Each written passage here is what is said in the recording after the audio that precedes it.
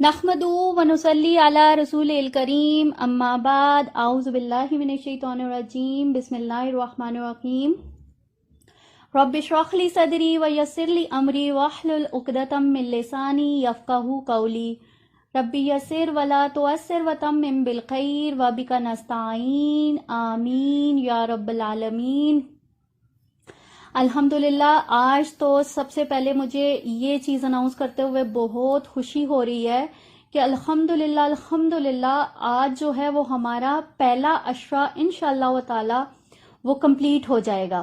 آج انشاءاللہ ہمارے 10 پارے جو ہیں وہ کمپلیٹ ہو جائیں گے، اور دیکھیں اللہ تعالیٰ کا کتنا ایک کرم ہے کہ اللہ تعالیٰ نے ہمیں اس قابل کیا کہ ہم اتنے لمیٹڈ ٹائم کے اندر ہم اللہ تعالیٰ کی کتاب کو زیادہ نہیں تو کم از کم ہم اس کو اتنا سمجھ سکتے ہیں کہ ہم اس کے جو موٹی چیزیں ہیں وہ ہم سمجھ سکتے ہیں، اور انشاءاللہ ہم اس بات کے لیے اللہ تعالیٰ کے بہت شکر گزار ہیں کہ اللہ تعالیٰ نے ہمیں یہ موقع دیا اپنی کتاب کو سمجھنے کا۔ تو جتنا بھی ہو سکے اللہ تعالیٰ کا شکر ادا کیا کریں۔ اور آپ جیسے جانتے ہیں کہ ہم لوگ سورہ انفال کر رہے تھے، تو سورہ انفال میں جو ہے وہ ہم نے دیکھا کہ وہاں پہ جو مال غنیمت ہوتا تھا اس کے بارے میں بات ہو رہی تھی، ٹھیک ہے۔ اسی چیز کو جو ہے وہ آگے پارا 10 میں بھی کنٹینیو کیا گیا ہے، اور اس میں کیا کہا جا رہا ہے یہاں پہ ہمیں جو ہے وہ آیت 41 سے انشاءاللہ تعالی آج ہم سٹارٹ لیں گے، اور یہاں پہ جو ہے جو مال غنیمت ہوتا ہے اس کی ڈویژن کیسے کرنی ہے اس کے بارے میں انشاءاللہ تعالی بتایا جائے گا۔ آ جاتے ہیں آیت نمبر 41 کی طرف۔ کیا کہا جا رہا ہے اس میں؟ وَاعْلَمُوا أَنَّمَا غَنِمْتُم مِّن شَيْءٍ فَأَنَّ لِلَّهِ خُمُسَهُ وَلِلرَّسُولِ وَلِذِي الْقُرْبَى وَالْيَتَامَى وَالْمَسَاكِينِ وَابْنِ السَّبِيلِ، اور جان لو کہ جو بھی غنیمت تمہیں حاصل ہوئی ہے اس کا خمس یعنی کہ 5واں حصہ تو اللہ کے لیے، رسول اللہ صلی اللہ علیہ وسلم کے لیے، اور رسول اللہ صلی اللہ علیہ وسلم کے قرابت داروں کے لیے ہے، اور اس میں حصہ ہوگا یتیموں، مسکینوں اور مسافروں کے لیے۔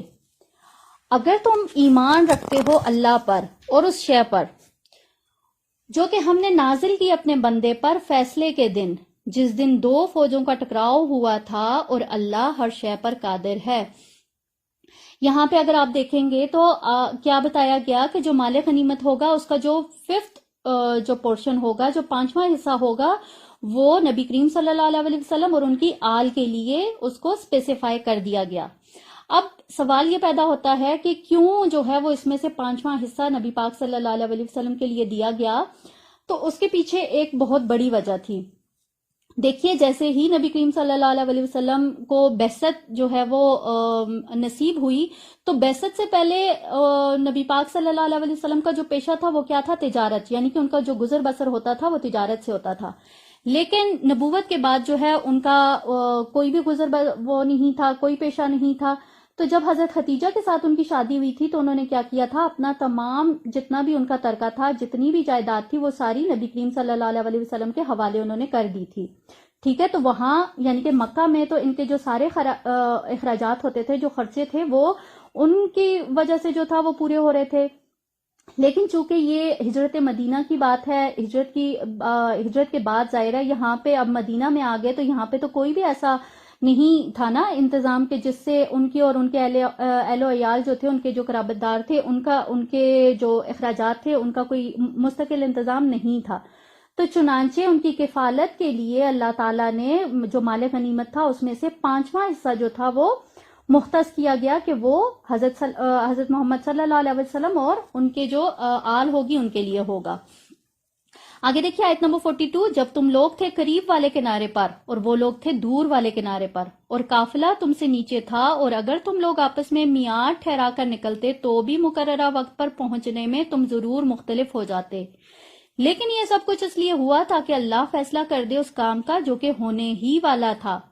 تاکہ جسے ہلاک ہونا ہے وہ ہلاک ہو جائے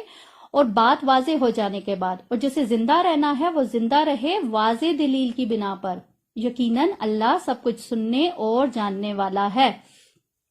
اب یہاں پہ دیکھیے کہ ایک جنگ کا ایک پورا ایک خاکہ جو ہے وہ بیان کیا جا رہا ہے کہ جب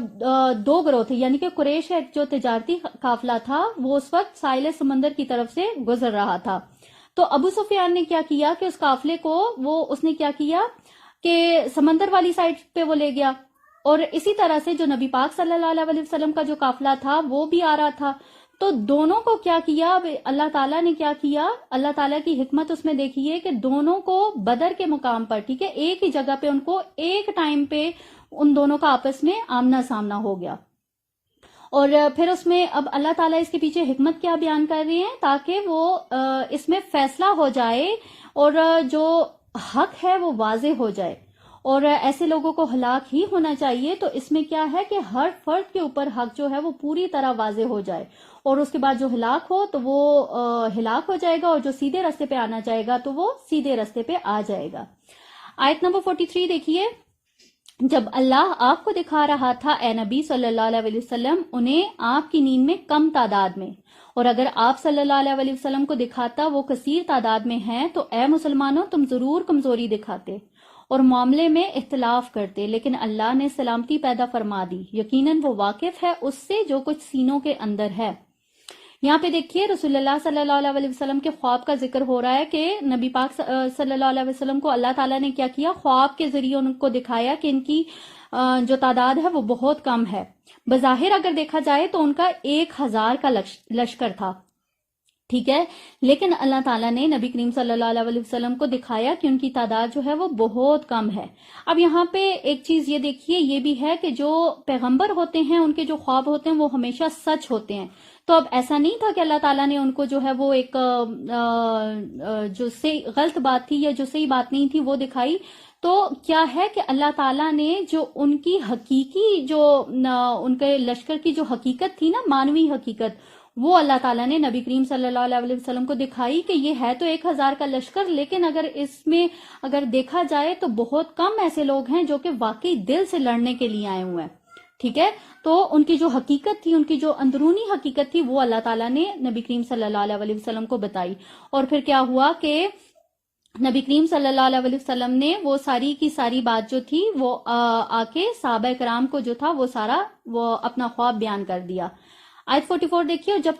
تم آمنے سامنے ہوئے تو تمہاری نظروں میں انہیں یعنی کہ کفار کو تھوڑا کر کے دکھاتا تھا اور ان کی نظروں میں تمہیں تھوڑا کر کے دکھاتا تھا، تاکہ اللہ پورا کر دے اس معاملے کو جو ہونے والا ہی تھا، اور تمام معاملات بالآخر تو اللہ ہی کی طرف لوٹائے جائیں گے۔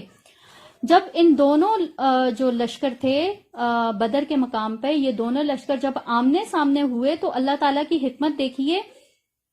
کہ مسلمانوں کو وہ 1000 کا لشکر بہت تھوڑا نظر آ رہا تھا، اور اسی کے مقابلے میں کیا ہوا کہ کفار کو بھی وہ لشکر مسلمانوں کا تھوڑا نظر آ رہا تھا، کیونکہ وہ تو تھے ہی بہت کم تعداد میں۔ تو کیا ہوا کہ اب یہ دونوں کو اللہ تعالیٰ کیوں کم تعداد دکھا رہے تھے کہ دونوں طرف سے جو ہے وہ یہ بہت ڈٹ کے جو ہے وہ لڑائی کریں، ٹھیک ہے، کفار بھی اور مسلمان بھی جو ہے وہ ڈٹ کے مقابلہ کریں، اور تاکہ جو ہے وہ اس میں کوئی بھی فریق ایسا نہ ہو جو کہ جان بچا کے بھاگ جائے۔ آیت 45، اے ایمان جب بھی تمہارا مقابلہ ہو کسی گروہ سے تو ثابت قدم رہو اور اللہ کا ذکر کرتے رہو کثرت کے ساتھ تاکہ تم فلاح پاؤ۔ اب یہاں پہ آگے دیکھیں گے آپ اگلی آیات میں بھی آپ کو جنگ کے جو رولز ہوتے ہیں نا وہ نظر آئے گا کہ اس میں وہ سکھائے جا رہے ہیں، وہ بتائے جا رہے ہیں کہ اگر جنگ ہوتی ہے تو اس میں آپ نے کس طرح کا ایٹیٹیوڈ رکھنا ہے، ٹھیک ہے۔ تو یہاں پہ کیا کہا جا رہا ہے کہ جب بھی تمہارا مقابلہ ہوگا تو آپ نے کیا کرنا ہے، سب سے پہلا جو پوائنٹ کیا ہے کہ آپ نے ثابت قدم رہنا ہے، ٹھیک ہے، میدان جنگ سے بھاگنا نہیں ہے،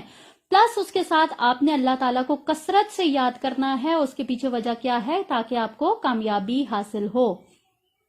اور حکم مانو اللہ کا اور اس کے رسول صلی اللہ علیہ وسلم کا، اور آپس میں جھگڑا نہ کرو ورنہ تم ڈھیلے پڑ جاؤ گے اور تمہاری ہوا اکھڑ جائے گی، اور ثابت قدم رہو، یقیناً اللہ ثابت قدم رہنے والوں کے ساتھ ہے۔ یہاں پہ تیسرا رول بتایا جا رہا ہے کہ آپ نے کیا کرنا ہے، آپس میں جھگڑا نہیں کرنا، آپ کے جو امیر ہیں آپ نے ان کی اطاعت کرنی ہے، ٹھیک ہے، عام مسلمانوں کے ساتھ یہ مخاطبت ہو رہی ہے کہ آپ نے کیا کرنا ہے، بالکل بھی آپس میں جھگڑا نہیں کرنا، اس سے کیا ہوگا، کیا آپ کا اپنا جو ایک مورال ہے وہ ڈاؤن ہو جائے گا، اور ان لوگوں کی مانند نہ ہو جانا جو نکلے تھے اپنے گھروں سے اتراتے ہوئے لوگوں کو دکھانے کے لیے، اور وہ اللہ کے رستے سے روک رہے تھے، اور جو کچھ وہ لوگ کر رہے تھے اللہ اس کا احاطہ کیے ہوئے تھا۔ اب یہاں پہ دیکھیے یہ کفار کا جو لشکر ہے اس کی طرف اشارہ کیا جا رہا ہے کہ جب یہ لوگ مکہ سے روانہ ہوئے تھے تو یہ بڑے جاہو جلال کے ساتھ آئے تھے، کیونکہ اتنا بڑا لشکر تھا اور ان کے پاس ہر طرح کا سامان موجود تھا، تو ان کے اندر آٹومیٹیکلی یہ غرور اور تکبر جو تھا وہ ایک آ گیا تھا کہ ہمارے اتنی بڑی جو ایک فوج ہے، اتنی بڑی تعداد ہے، اس کے آگے یہ جو مٹھی بھر مسلمان ہیں یہ کیسے وہ کھڑے رہیں گے، کیسے ثابت قدم رہیں گے۔ تو یہ کچھ ان کے جو اس وقت کے جو فیلنگز تھیں وہ بتائی جا رہی ہیں۔ آگے دیکھیے آیت نمبر 48 میں، اور جب شیطان نے ان کے لیے ان کے اعمال کو مزین کر دیا تھا، اس نے ان سے کیا کہا؟ اس نے ان سے کہا تھا کہ آج تم پر انسانوں میں سے کوئی غالب نہیں آ سکتا اور میں بھی تمہارے ساتھ ہوں۔ پھر جب دونوں لشکر آمنے سامنے ہوئے تو وہ اپنی ایڑیوں کے بل پیچھے پھر گیا اور کہنے لگا کہ میں تم سے لا تعلق ہوں، میں وہ کچھ دیکھ رہا ہوں جو تم نہیں دیکھ رہے ہو، مجھے اللہ کا خوف ہے اور اللہ سزا دینے میں بہت سخت ہے۔ اب یہ شیطان کی بات کی جا رہی ہے کہ شیطان نے کیا کیا، پہلے ان کو ورغلایا، جنگ پہ آمادہ کیا، پھر ان کے اندر غرور و تکبر پیدا کیا کہ اتنی بڑی فوج ہے، آج تو تم ہی جیتو گے۔ لیکن جب وہ میدان جنگ میں آیا، جب اس نے اللہ تعالیٰ کے جو فرشتے ہیں ان کو نازل ہوتے ہوئے دیکھا، اب ظاہر ہے وہ تو ایک ناری مخلوق تھی نا،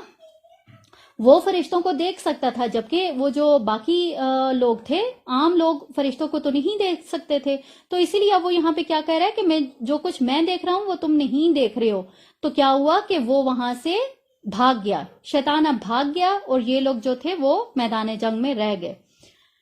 آیت 49 دیکھیے، جب کہہ رہے تھے منافقین اور وہ لوگ جن کے دلوں میں روب تھا، ان مسلمانوں کو تو ان کے دین نے بالکل دھوکے میں ڈال دیا ہے، اور انہیں کیا پتا کہ جو کوئی توکل کرتا ہے اللہ پر تو اللہ زبردست ہے، حکمت والا ہے۔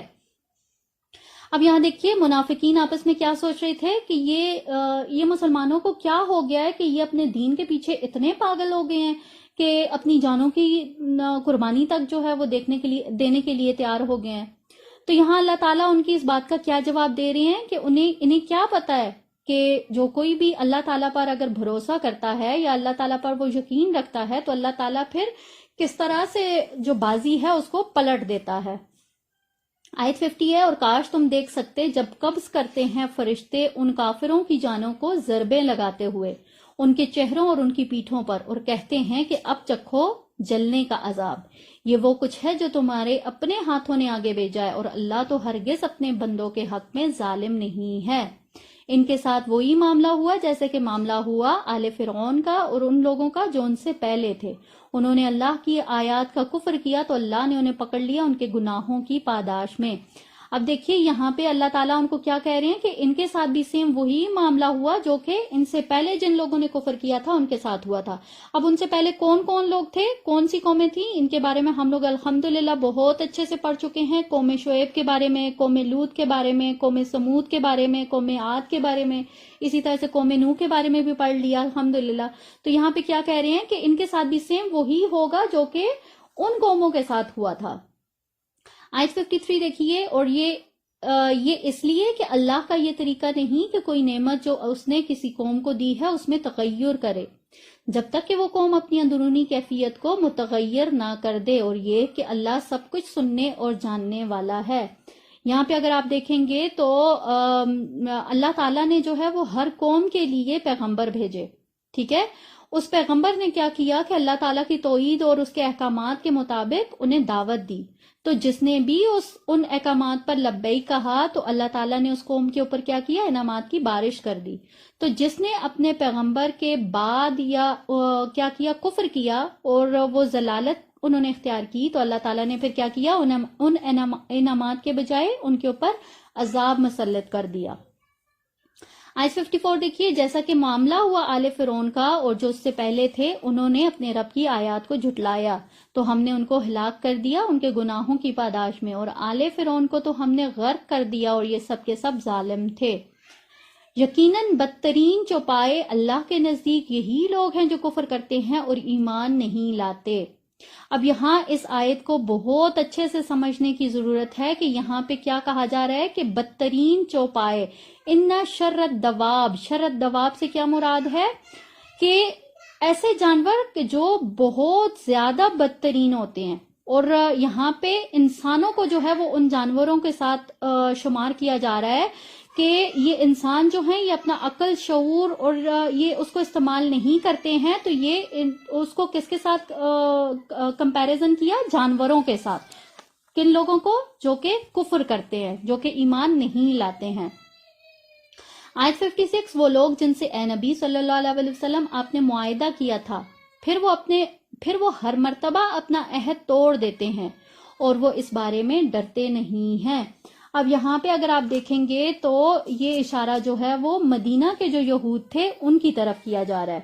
ٹھیک ہے، کہ جب رسول اللہ صلی اللہ علیہ وسلم مدینہ تشریف لائے تھے تو آپ نے آتے ہی سب سے پہلا کام کیا کیا تھا کہ جو یہود کے تینوں قبائل تھے ان کے ساتھ ایک مشترکہ معاہدہ کیا تھا. ٹھیک ہے، تو یہاں پہ اس معاہدے کی بات ہو رہی ہے. تو اگر آپ صلی اللہ علیہ وسلم انہیں جنگ میں پا جائیں تو ان کو ایسی سزا دیں جو ان کے پیچھے ہیں ان کو بھی خوف زدہ کر دیں تاکہ وہ عبرت حاصل کریں.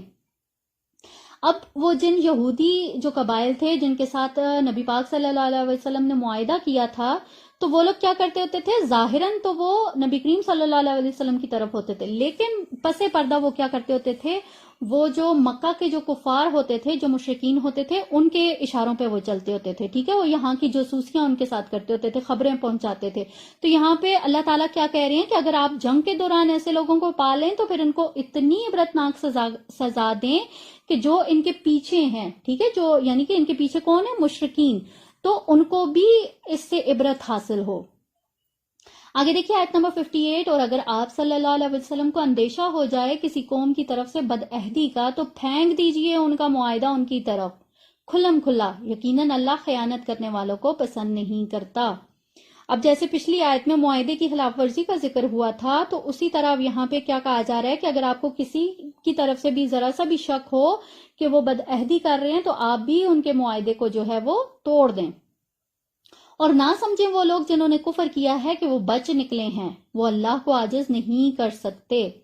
یہاں پہ دیکھیے غزوہ بدر میں جیسے 1000 کا لشکر آیا تھا تو اس میں سے بہت سارے ایسے لوگ تھے جو کہ ڈر کے بھاگ گئے تھے.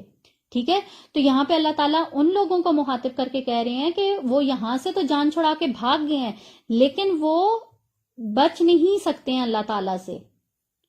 آیت 60، اور تیار رکھو ان کے مقابلے کے لیے اپنی استطاعت کی حد تک طاقت اور بندھے ہوئے گھوڑے تاکہ تم ان سے اللہ کے دشمنوں اور اپنے دشمنوں کو ڈرا سکو، اور کچھ دوسروں کو بھی جو ان کے علاوہ ہیں. تم انہیں نہیں جانتے،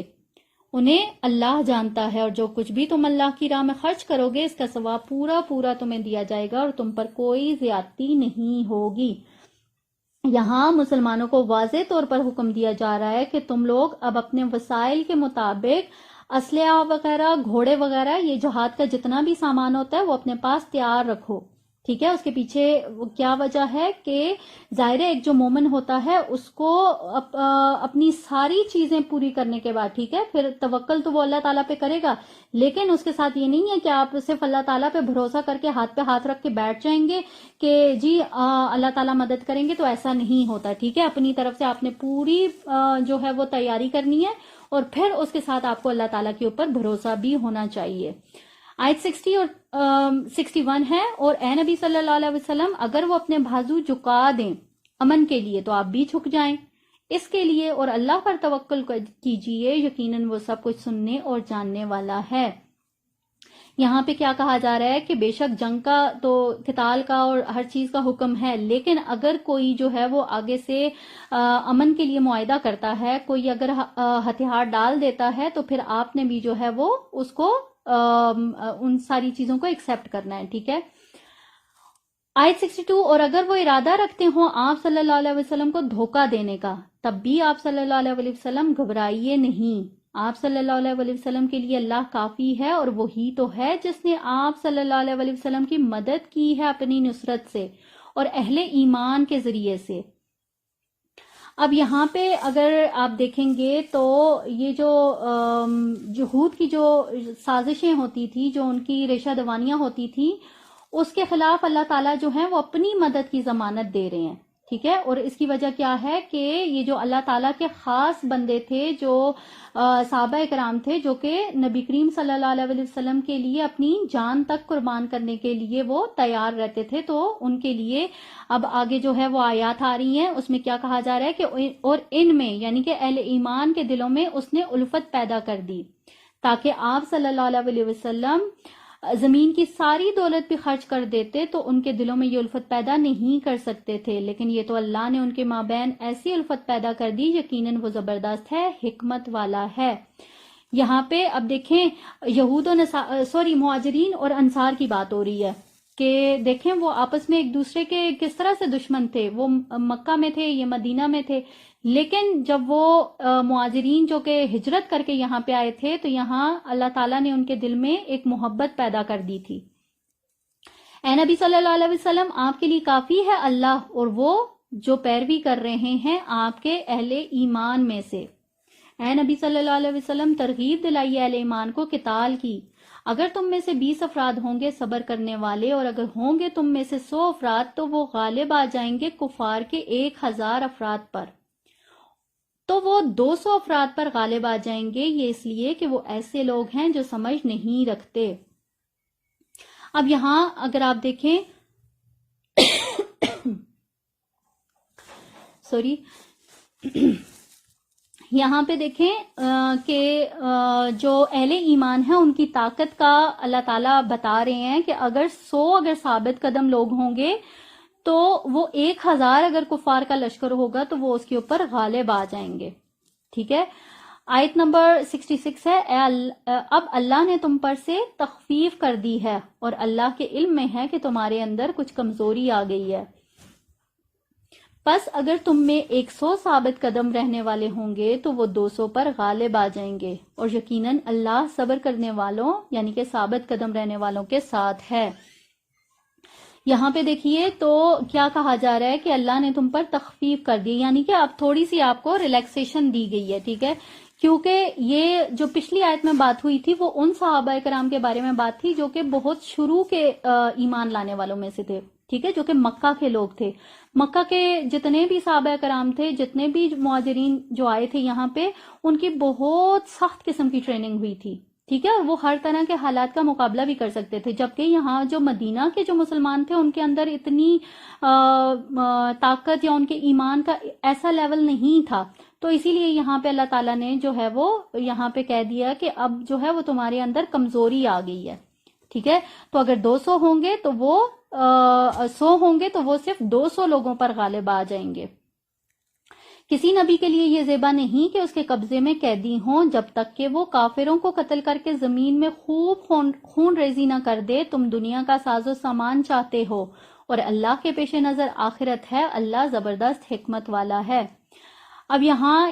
یہ آیت اور اس سے اگلی 2 آیات ہیں، یہ تھوڑا سا اگر آپ دیکھیں گے تو اس میں انداز تخاطب جو ہے وہ تھوڑا سخت ہے. ٹھیک ہے. اور اس میں کس کے بارے میں بات کی جا رہی ہے کہ جو غزوہ بدر میں جو قیدی پکڑے گئے تھے وہ تقریباً 70 کے قریب وہ لوگ تھے، تو ان کے بارے میں اب یہاں پہ بات ہو رہی ہے. اب کیا ہوا تھا کہ جب غزوہ بدر میں ختم ہوئی تھی تو اس میں کچھ قیدی جو تھے وہ کفار کے وہ مسلمانوں کے ہاتھ لگے تھے. تو یہ لوگ ان کو پکڑ کے لے آئے تھے اور نبی کریم صلی اللہ علیہ وسلم کے خدمت میں پیش کیا. تو انہوں نے اپنی جو باقی صحابہ تھے، جو بڑے بڑے صحابہ تھے، ان کے ساتھ انہوں نے مشورہ کیا کہ ان کے ساتھ کیا کیا جائے. تو جو حضرت ابو بکر صدیق تھے انہوں نے یہ مشورہ دیا کہ ایسا کریں کہ ان کو فدیہ لے کر ان کو جو ہے وہ چھوڑ دیا جائے. اب چونکہ نبی کریم صلی اللہ علیہ وسلم خود بھی تھوڑا نرم طبیعت کے تھے، ٹھیک ہے، تو انہوں نے لیکن اس کے برعکس جو حضرت عمر رضی اللہ تعالیٰ تھے انہوں نے کیا کہا، انہوں نے کہا کہ ان کو اگر آپ فدیہ لے کے چھوڑ تو دیں گے لیکن کیا ہوگا کہ یہ دوبارہ سے اپنی انہی حرکتوں کے اوپر آ جائیں گے، تو بہتر یہ ہے کہ آپ جو ہیں وہ ان کو قتل کر دیں. ٹھیک ہے. تو یہاں پہ کیا ہوا کہ حضرت محمد صلی اللہ علیہ وسلم نے کیا کیا کہ حضرت ابو بکر صدیق جو تھے ان کا مشورہ انہوں نے مانا اور یہ جو قیدی تھے ان کو فدیہ لے کے چھوڑ دیا. ٹھیک ہے. اگلی آیت دیکھیں، اگر اللہ کی طرف سے یہ بات پہلے سے طے نہ ہو چکی ہوتی تو جو کچھ یعنی کہ فدیہ وغیرہ تم نے لیا ہے تو اس کے باعث تم پر بڑا سخت عذاب آتا۔ اب یہاں دیکھیے یہ کتنی سخت آیت ہے نبی کریم صلی اللہ علیہ وسلم کے لیے، کہ یہاں پہ اللہ تعالیٰ کتنا وہ کہہ رہے ہیں کہ اگر پہلے، کیونکہ یہ سورہ محمد جو تھی، ٹھیک ہے، اس میں یہ پہلے سے نازل ہو چکا تھا یہ والا حکم کہ اگر کوئی قیدی پکڑ لیا جائے گا تو اس کو فدیہ دے کے چھڑا لیا جائے گا۔ تو یہاں پہ اللہ تعالیٰ کہہ رہے ہیں کہ اگر یہ بات پہلے نہ کہی جا چکی ہوتی تو یہ جو تم نے فدیہ لیا ہے، ٹھیک ہے، یہ جو ان 70 لوگوں سے فدیہ دے کے ان کو چھوڑ دیا تو اس کی وجہ سے تم پر بڑا سخت عذاب آتا۔ تو کہا جاتا ہے کہ جب نبی کریم صلی اللہ علیہ وسلم یہ آیت جب نازل ہوئی تھی تو اس کے بعد حضرت محمد صلی اللہ علیہ وسلم اور حضرت ابو بکر صدیق یہ بہت زیادہ روتے ہوتے تھے اپنے اس وجہ سے کہ کہیں انہوں نے اللہ تعالیٰ کے حکم کی خلاف ورزی تو نہیں کر دی۔ تو اسی چیز کو دیکھتے ہوئے پھر اللہ تعالیٰ نے اگلی جو آیت 69 ہے وہ اتاری، اور اس میں کیا کہا کہ تو اب کھاؤ جو کچھ تمہیں ملا ہے غنیمت میں سے، کہ وہ تمہارے لیے حلال اور طیب ہے، اور اللہ کا تقوی اختیار کرو، یقیناً اللہ بخشنے والا رحم فرمانے والا ہے۔ اب یہاں پہ کیا کہا جا رہا ہے کہ وہ جو فدیہ آپ لوگوں نے لیا ہے اور جو مال غنیمت آپ کے ہاتھ آیا ہے اس کو تم کھاؤ، یعنی کہ وہ حلال ہے اور طیب بھی ہے۔ آیت نمبر 70 ہے، اے نبی صلی اللہ علیہ وسلم کہہ دیجئے ان لوگوں سے جو آپ کے قبضے میں قیدی ہیں، اگر اللہ تمہارے دلوں میں کوئی بھلائی پائے گا تو جو کچھ تم سے لے لیا گیا ہے وہ اس سے بہتر تمہیں دے گا اور تمہیں بخش دے گا، اور اللہ بخشنے والا بہت رحم کرنے والا ہے۔ اب دیکھیے اللہ تعالیٰ کی رحمانیت اس آیت میں نظر آ رہی ہے کہ دیکھیں اپنے نبی جو اپنے پیغمبر تھے ان کے لیے تو ان کی تسلی کے لیے انہوں نے آیت نازل کی، لیکن وہ لوگ حالانکہ وہ کفار میں سے تھے، مشرکین میں سے تھے، پھر بھی اللہ تعالیٰ ان کے لیے بھی یہ بات کہہ رہے ہیں کہ اگر وہ لوگ بھی جو ہیں جن سے اگر کچھ لیا گیا ہے تو اللہ تعالیٰ ان کو اس سے بہتر دے گا، بشرطے کہ ان کی نیت جو ہے وہ پاک ہو، ٹھیک ہے، کیونکہ یہاں پہ بات کی جا رہی ہے، یہ نبی کریم صلی اللہ علیہ وسلم سے مخاطبت ہو رہی ہے کہ آپ کے قبضے میں جو قیدی ہیں آپ ان سے کہہ دیں کہ تمہارا جو معاملہ ہے وہ تمہاری نیتوں کے اوپر ہے، ٹھیک ہے، لیکن یہ ہے کہ وہ اب ظاہر ہے تم قیدی ہو تو تمہارے ساتھ جتنا بھی برتاؤ ہے وہ تو قانون کے مطابق ہی ہوگا، لیکن اگر اللہ تعالیٰ کو تمہارے دل کے اندر اگر ذرا سا بھی ایمان نظر آیا نا تو اللہ تعالیٰ جو ہے وہ اس کے بدلے تمہیں بہت زیادہ خیر اور بھلائی جو ہے وہ نصیب کریں گے۔ آیت 71، اور اگر یہ لوگ آپ صلی اللہ علیہ وسلم سے خیانت کرنا چاہیں تو اس سے پہلے یہ اللہ سے بھی خیانت کرتے رہے ہیں تو اللہ نے ان کو پکڑوا دیا، اور اللہ جاننے والا اور حکمت والا ہے۔ اب یہاں سے آگے دیکھیے گا آیت نمبر 71 سے لے کر 75 تک اب یہاں پہ کنکلوڈنگ آیات آ رہی ہیں، ٹھیک ہے، اور ان قیدیوں کے بارے میں اللہ تعالیٰ کیا کہہ رہے ہیں کہ اگر آپ کو ان کے بارے میں یہ ڈر ہے کہ یہ یہاں سے جائیں گے اور خیانت کریں گے تو کوئی بات نہیں ہے، یہ تو اللہ تعالیٰ کے ساتھ بھی خیانت کرتے رہے ہیں، تو جیسے اللہ تعالیٰ نے اب ان کو پکڑوایا ہے تو آگے بھی جو ہے وہ یہ پکڑے جائیں گے۔ یقیناً وہ لوگ جو ایمان لائے اور جنہوں نے ہجرت کی اور جہاد کیا اپنے مالوں اور اپنی جانوں کے ساتھ اللہ کی راہ میں، اور وہ لوگ جنہوں نے انہیں پناہ دی تو ان کی مدد کی، یہ سب لوگ ایک دوسرے کے ساتھی ہیں، اور وہ لوگ جو ایمان لائے لیکن انہوں نے ہجرت نہیں کی، تمہارا اب ان کے ساتھ کوئی تعلق نہیں حتیٰ کہ وہ ہجرت کریں، اور اگر وہ تم سے دین کے معاملے میں مدد مانگیں تو ان کی مدد کرنا تم پر واجب ہے، مگر کسی ایسی قوم کے خلاف نہیں کہ ان کے اور تمہارے درمیان معاہدہ ہو، اور جو کچھ تم کر رہے ہو اللہ اسے دیکھ رہا ہے۔ اب یہاں پہ دیکھیے یہ جو بات کی جا رہی ہے کہ جنہوں نے ہجرت کی اور جہاد کیا، یعنی کہ یہاں پہ کس کے بارے میں بات ہو رہی ہے؟ ان لوگوں کے بارے میں جو کہ مکہ سے ہجرت کر کے مدینہ آئے تھے، ٹھیک ہے، اور آگے جنہوں نے انہیں پناہ دی تو یہ کون لوگ ہیں؟ وہ مدینہ کے وہ انصار، ٹھیک ہے۔ یہاں پہ اللہ تعالیٰ کیا کہہ رہے ہیں کہ یہ دونوں ایک دوسرے کے ساتھی ہیں۔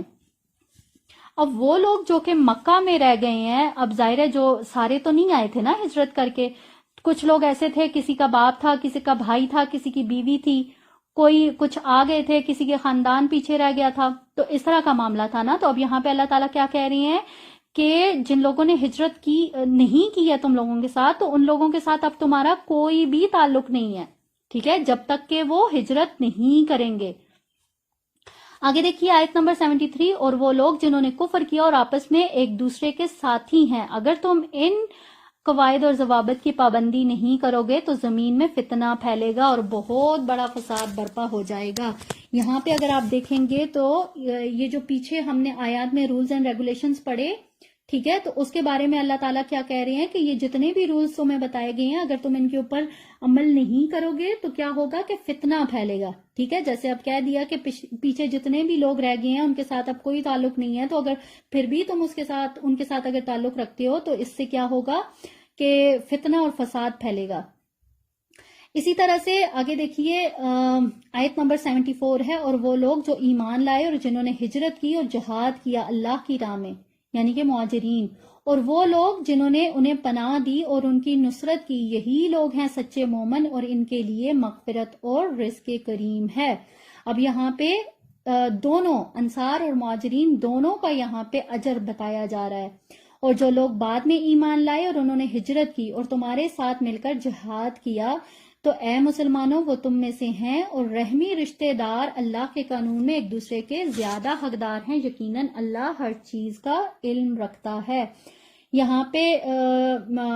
کیا کہا جا رہا ہے کہ جو تمہاری جماعت ہے وہ تو اللہ تعالیٰ کی جماعت کا حصہ ہے، ٹھیک ہے، لیکن جو شریعت کے قوانین ہیں ان کے مطابق جو آپ کے خون کے رشتے ہیں، ٹھیک ہے، جو رحم سے ریلیٹڈ، رحم سے جڑے ہوئے جتنے بھی رشتے ہیں تو ان کو جو ہے آپ نے ترجیح دینی ہے. ٹھیک ہے، اب یہاں پہ الحمدللہ ہمارا جو سورہ توبہ ہے، سورہ انفال جو ہے وہ کمپلیٹ ہو رہی ہے اور آگے ہمارا سورہ توبہ شروع ہو رہی ہے. ٹھیک ہے، سورہ توبہ شروع کرنے سے پہلے اس کا آپ بیک گراؤنڈ دیکھ لیجئے کہ سب سے پہلے اس کا نام دیکھتے ہیں. یہ سورہ جو ہے یہ دو ناموں سے مشہور ہے. ٹھیک ہے، ایک ہے اس کا نام توبہ اور دوسرا ہے برات. توبہ کے جو ہے اس کے پیچھے کیا وجہ ہے کہ اس میں آگے آپ دیکھیں گے انشاءاللہ پڑھیں گے کہ جو اہل ایمان سے جو گناہ ہوئے پھر اس کے اوپر انہوں نے معافی مانگی تو ان کی جو وہ معافی تھی یا ان کی جو توبہ تھی وہ قبول ہو گئی. ٹھیک ہے، اور اسی طرح سے برات کے پیچھے کیا وجہ ہے کہ اس کے آغاز سے ہی آپ دیکھیں گے کہ مشرکین سے بری الذمہ ہونے کا اعلان جو ہے وہ کیا جائے گا. اور اگر آپ اس کو مضمون کے اعتبار سے دیکھیں گے تو یہ قرآن کریم کی مشکل ترین صورت ہے اور اس کے لیے اسے انتہائی محتاط طریقے سے اس کو سمجھنے کے لیے اور اس کو غور و فکر کرنے کی اس کے اوپر ضرورت ہے. اچھا، یہاں پہ آپ دیکھیں گے حضرت محمد صلی اللہ علیہ وسلم جو تھے وہ ایک کسی خاص قبیلے یا خاص کسی قوم کے لیے نہیں ان کو مبعوث کیا گیا تھا نا. اس سے پہلے جتنے بھی بنی اسرائیل میں تھے وہ مختلف قوموں کے لیے مختلف انبیاء تھے، لیکن جو نبی کریم صلی اللہ علیہ وسلم کو مبعوث کیا گیا تو اس کے پیچھے کیا وجہ تھی؟ یہ پورے عالم کے لیے، پوری انسانیت کے لیے، قیامت تک کے لیے یہ پیغمبر بن کے آئے تھے. تو اسی وجہ سے یہ جو فضیلت ہے نبی کریم صلی اللہ علیہ وسلم کو، یہ تمام انبیاء میں آپ کے لیے ہی مخصوص ہے کہ آپ کو دو بعثتوں کے ساتھ مبعوث کیا گیا تھا، ایک بعثت خصوصی اور دوسری بعثت عمومی.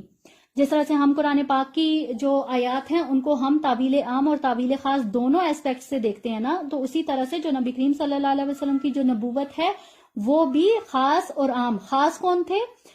مشرکین عرب جو تھے یا پھر جو بنو اسماعیل تھے وہ تھے، ٹھیک ہے، ان کی طرف یہ جو بعثت خصوصی ہے وہ ان کی طرف تھی نسبت اس کی، اور جو بعثت عمومی ہے وہ پوری انسانیت کے لیے ہے، قیامت تک کے جتنے بھی جو لوگ ہیں، جتنے بھی اس دنیا میں انسان آئیں گے ان سب کے لیے ہے. ٹھیک ہے،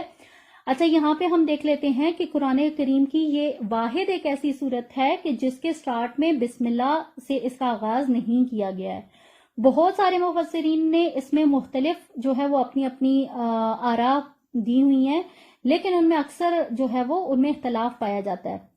لیکن یہاں پہ جو ہے اس کی جو اصل وجہ ہے جو کہ نبی کریم صلی اللہ علیہ وسلم نے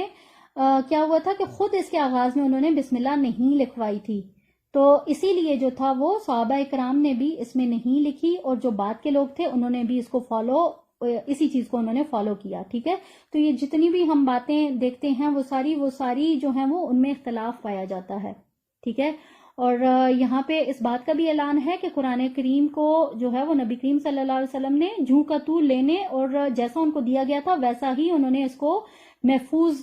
جو ہے وہ رکھا اور اس پورا اہتمام کے ساتھ جو ہے اس کو آگے پہنچایا ہے.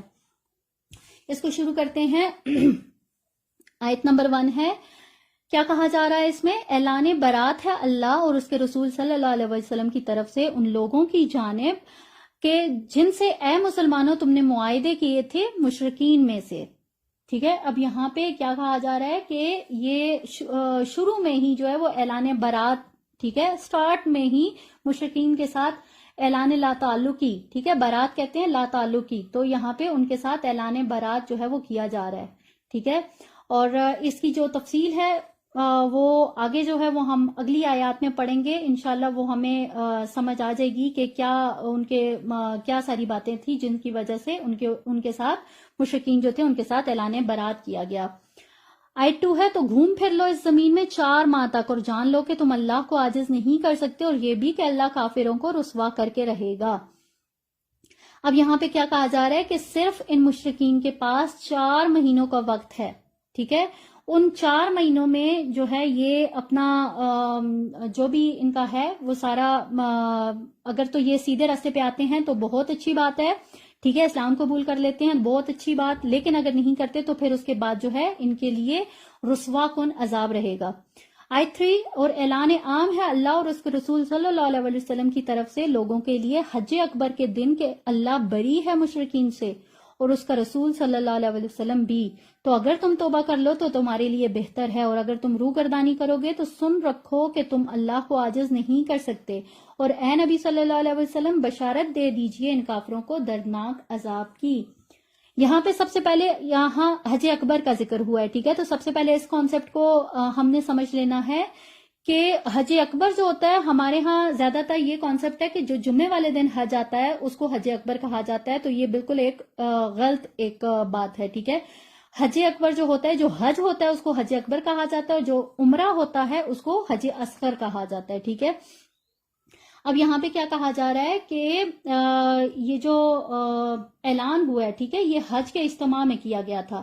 کیونکہ اس وقت تمام جتنے بھی پورا عرب تھا تو اس کے گرد و نواح سے لوگ آئے ہوئے تھے، تو اسی لیے اس موقع پر یہ اعلان کیا گیا تاکہ یہ تمام لوگوں تک یہ بات پہنچ جائے کہ اب سے آنورڈز جو ہے وہ اللہ اور اس کا رسول صلی اللہ علیہ وسلم مشرکین سے بری الذمہ ہیں، اور ان کے ساتھ آگے کوئی کسی قسم کا معاہدہ نہیں کیا جائے گا. آیت 4، سوائے ان مشرکین کے جن سے اے مسلمانوں تم نے معاہدے کیے تھے، پھر انہوں نے کچھ کمی نہیں کی تمہارے ساتھ اور نہ تمہارے خلاف مدد کی کسی کی بھی، یقیناً اللہ تقوی اختیار کرنے والوں کو پسند کرتا ہے. اب یہاں پہ دیکھیے اس میں کیا کہا جا رہا ہے کہ یہ جو معاہدے ہوئے تھے جیسے کہ ان کے ساتھ ہوا تھا، یہ مشرکین کے ساتھ ہوا تھا صلح حدیبیہ، تو وہ 10 سالوں کے لیے تھا نا. تو اسی طرح سے اور بھی جتنے جو ارد گرد کی جو قبائل ہیں یا جن کے ساتھ کسی بھی قسم کے معاہدے ہوئے ہیں تو ان کو جو ہے وہ ان کی ان کو تو کنٹینیو کیا جائے گا، لیکن اگر وہ ختم ہو رہے ہیں تو پھر اس کے ساتھ ان کو ختم کر دیا جائے گا، اور ان کی کوئی بھی جو ہے وہ اب سے آنورڈ جو ہے وہ ان کی کوئی بھی مدد نہیں کی جائے گی. آگے دیکھیے آیت 5 میں، پھر جب یہ محترم مہینے گزر جائیں تو قتل کرو ان مشرکین کو جہاں پاؤ، اور پکڑو ان کو اور گھیراؤ کرو ان کا، اور ان کے لیے ہر جگہ گھات لگا کر بیٹھو. پھر اگر وہ توبہ کر لیں اور نماز قائم کریں اور زکوٰۃ ادا کریں تو ان کا راستہ چھوڑ دو، یقیناً اللہ بخشنے والا رحم کرنے والا ہے. اب یہاں پیچھے جو 4 مہینوں کی بات ہوئی تھی، تو یہاں پہ اب کیا کہا جا رہا ہے کہ یہ جو 4 مہینے ہیں جس میں انہیں چھوڑا گیا ہے کہ ان 4 مہینوں میں وہ راہ راست پہ آ جائیں تو ان کے لیے بہت اچھی بات ہے، لیکن اگر ان کے بعد بھی اگر کسی کو نہیں پتا چلتا یا وہ نہیں سیدھے راستے پہ آتا تو پھر اس کے بعد کیا کرنا ہے، ان کو گھات لگا کے پکڑنا ہے، ان کو جہاں بھی دیکھیں ان کو قتل کرنے کا حکم دیا گیا ہے. لیکن اس کے ساتھ ایک ریلیکسیشن بھی دی گئی ہے کہ اگر کوئی ایسا مشرک جو کہ توبہ کر لے، وہ نماز قائم کرے اور زکوٰۃ دے تو پھر اس کو چھوڑ دینا ہے.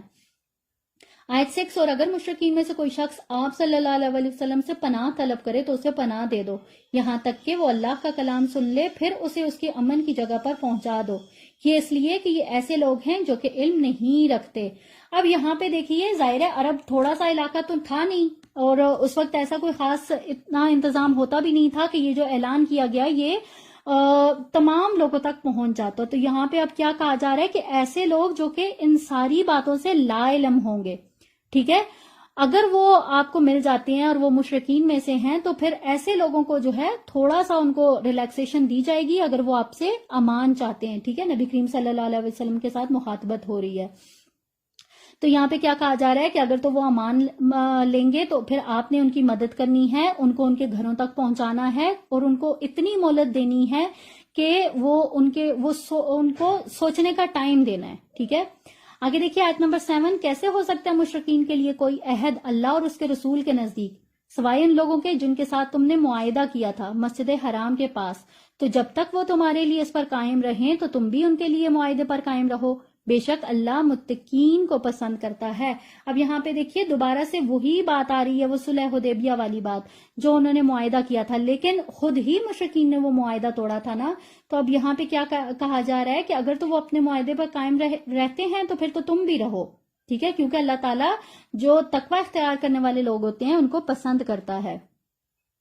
آیت 8 ہے، کیسے کوئی معاہدہ قائم رہ سکتا ہے ان سے جبکہ اگر وہ تم پر غالب آ جائیں تو ہرگز لحاظ نہیں کریں گے تمہارے بارے میں کسی قرابت کا اور نہ ہی کسی عہد کا،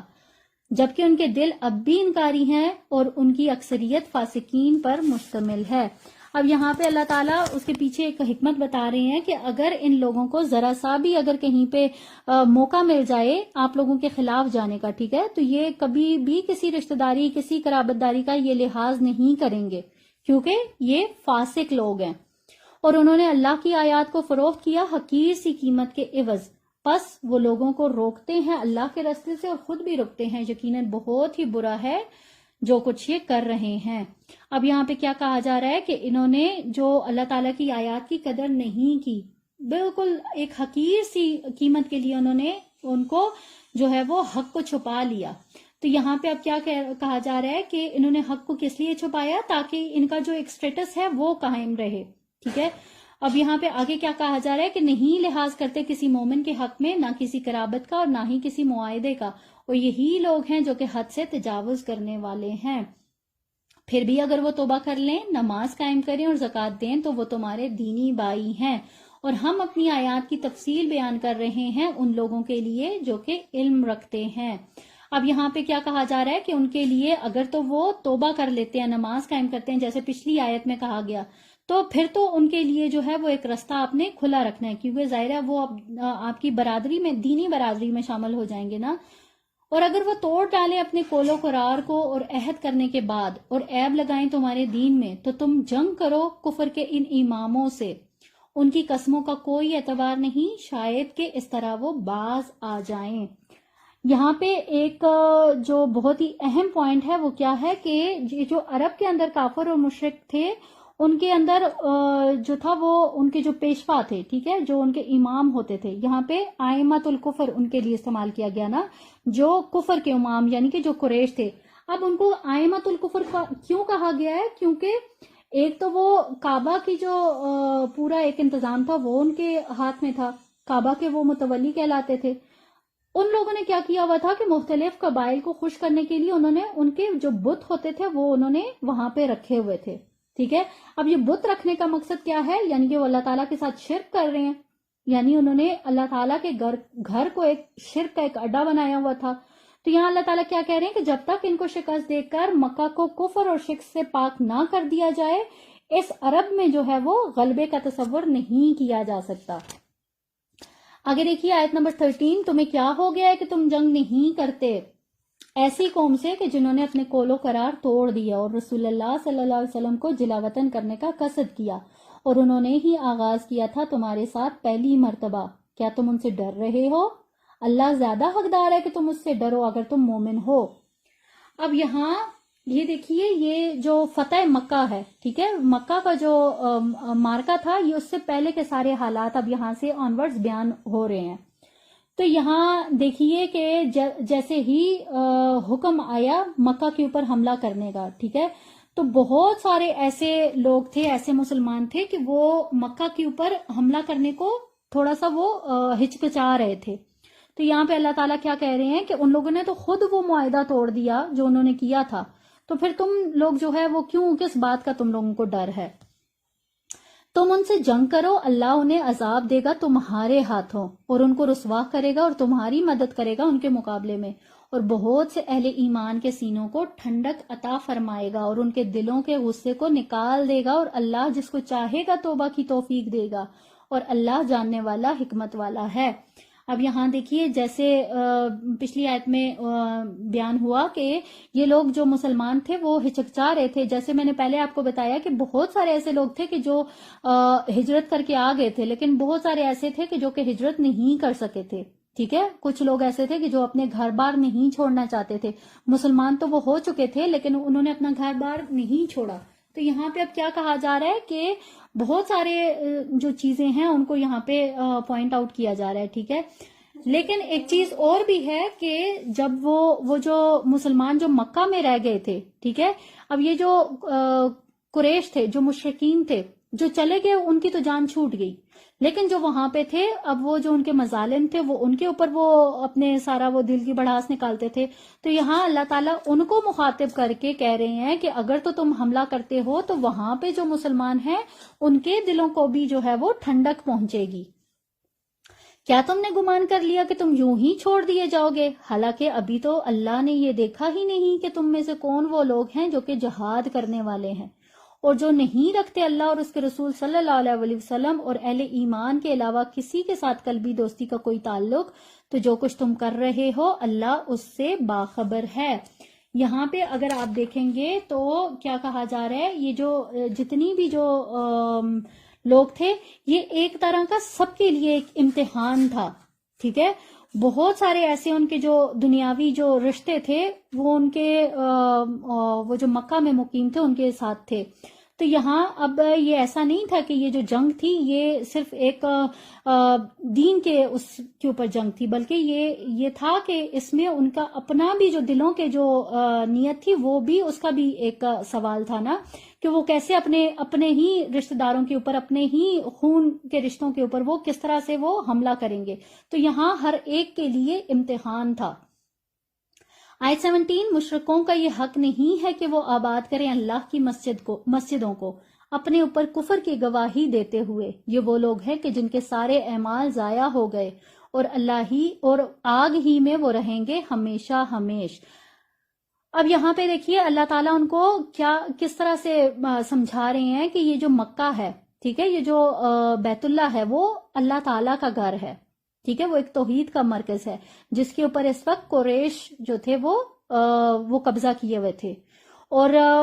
جو قریش تھے ظاہرہ وہ مشرک تھے، اور وہ کیا تھا کہ وہ اللہ تعالیٰ کے گھر کے متولی بنے ہوئے تھے. تو یہاں پہ اللہ تعالیٰ کیا کہہ رہے ہیں کہ ان کا کوئی بھی حق نہیں ہے کہ وہ اللہ کی مسجدوں کو شرک کرتے ہوئے یا اپنے دل میں اس طرح کے جذبات رکھتے ہوئے وہ اللہ تعالیٰ کی مسجدوں کے محافظ بنے.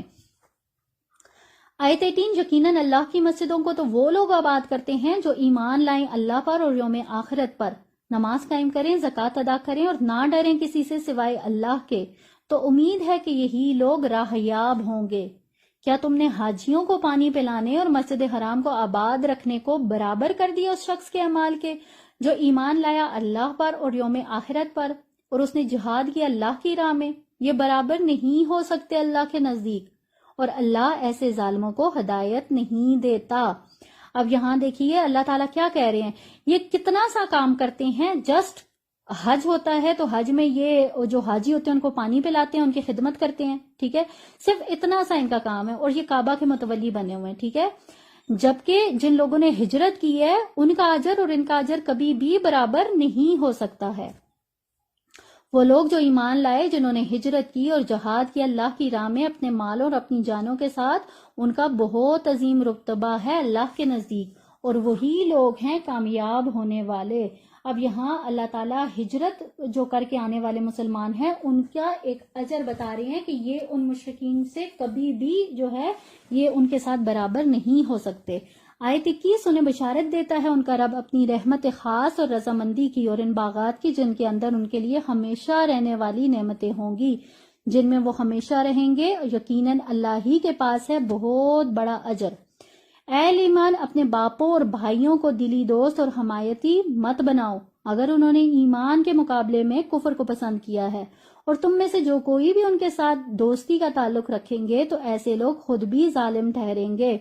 یعنی کہ وہی پچھلی بات کہ کسی کا باپ ہے، کسی کا بھائی ہے، کسی کے بچے ہیں، کسی کی بیوی ہے.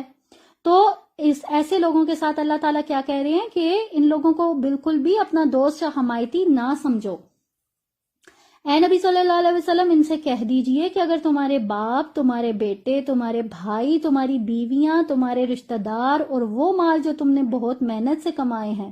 اور وہ تجارت جس کے مندے کا تمہیں خطرہ رہتا ہے، اور وہ مکانات جو تمہیں بہت پسند ہیں، اگر یہ سب چیزیں تمہیں محبوب تر ہیں تو اللہ اور اس کے رسول اور اس کے راستے میں جہاد سے تو انتظار کرو یہاں تک کہ اللہ اپنا فیصلہ سنا دے، اور اللہ ایسے فاسقوں کو راہیاب نہیں کرتا۔ یہاں پہ اگر آپ غور کریں گے تو رشتوں کی ایک پوری لسٹ ہے جو کہ اللہ تعالیٰ نے یہاں پہ بتائی ہے، ٹھیک ہے، اور 8 ایسے چیزیں ہیں جو کہ اللہ تعالیٰ نے یہاں پہ گنوائی ہیں، اور ساتھ میں کیا کہا ہے کہ اگر ان کی محبت جو ہے وہ اگر اللہ تعالیٰ کی محبت کے اوپر حاوی ہو جاتی ہے تو پھر تم اس چیز کا انتظار کرو پھر کہ اللہ تعالیٰ جو ہے وہ خود ہی اپنے جو ہے وہ تمہارا فیصلہ کر دے۔ اگر یہاں پہ اس آیت کے اوپر غور کریں گے تو یہ بہت ہی ایک سخت قسم کی ایک آیت نظر آ رہی ہے کہ دیکھیں ان خونی رشتوں کے بارے میں کہ جن کے لیے آج دنیا میں کیا کچھ نہیں کیا جاتا، کتنے بڑے بڑے گناہ کر دیے جاتے ہیں ان رشتوں کے لیے، تو یہاں پہ اللہ تعالیٰ کیا کہہ رہی ہیں کہ اگر ان رشتوں کی محبت اگر اللہ کی محبت پہ حاوی ہو جائے گی تو پھر تم اللہ تعالیٰ کے فیصلے کا انتظار کرو۔ آیت 25 ہے، اے مسلمانوں اللہ نے تمہاری مدد کی ہے بہت سے مواقع پر، اور خاص طور پر حنین کے دن جب تمہیں اپنی کثرت پر ناز ہو گیا تھا، اور وہ کثرت تمہارے کچھ کام نہ آ سکی، اور زمین پوری فراخی کے باوجود تم پر تنگ ہو گئی، پھر تم پیٹھ موڑ کر بھاگ کھڑے ہوئے۔ یہاں اب جو ہے وہ غزوہ حنین جو ہوا تھا اس کی طرف جو ہے وہ اشارہ کیا جا رہا ہے کہ جب غزوہ حنین ہوا تھا تو اس وقت مسلمانوں کی تعداد 12,000 تھی، ٹھیک ہے، ایک بہت بڑا لشکر تھا، اور کیا ہوا تھا کہ اس وقت مسلمانوں کے اندر جو تھا ایک غرور و تکبر آ گیا تھا کہ آج تو ہماری ایک بہت بڑی جماعت ہے، اور کیا ہوا کہ وہ اتنی کثرت ہونے کے باوجود بھی جو ہے وہ ان کے کچھ بھی کام نہیں آ سکی تھی۔ تو یہاں اگر سوچا جائے تو یہاں ایک سبق جو ہے وہ ہمیں ملتا ہے کہ کبھی بھی کسی بھی چیز میں جو ہے وہ ہمیں تکبر نہیں کرنا چاہیے، کسی بھی معاملے میں فخر نہیں کرنا چاہیے، کیونکہ اللہ تعالیٰ کی ذات کو فخر پسند نہیں ہے۔ یہاں آگے دیکھیے آیت 26 ہے، پھر اللہ نے نازل فرمائی اپنی طرف سے تسکین اپنے رسول صلی اللہ علیہ وسلم پر اور اہل ایمان پر،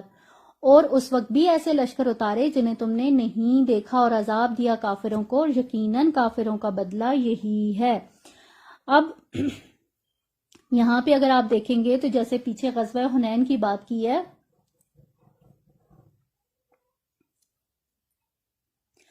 تو غزوہ حنین میں کیا ہوا تھا کہ جو 12,000 کا لشکر تھا، ٹھیک ہے،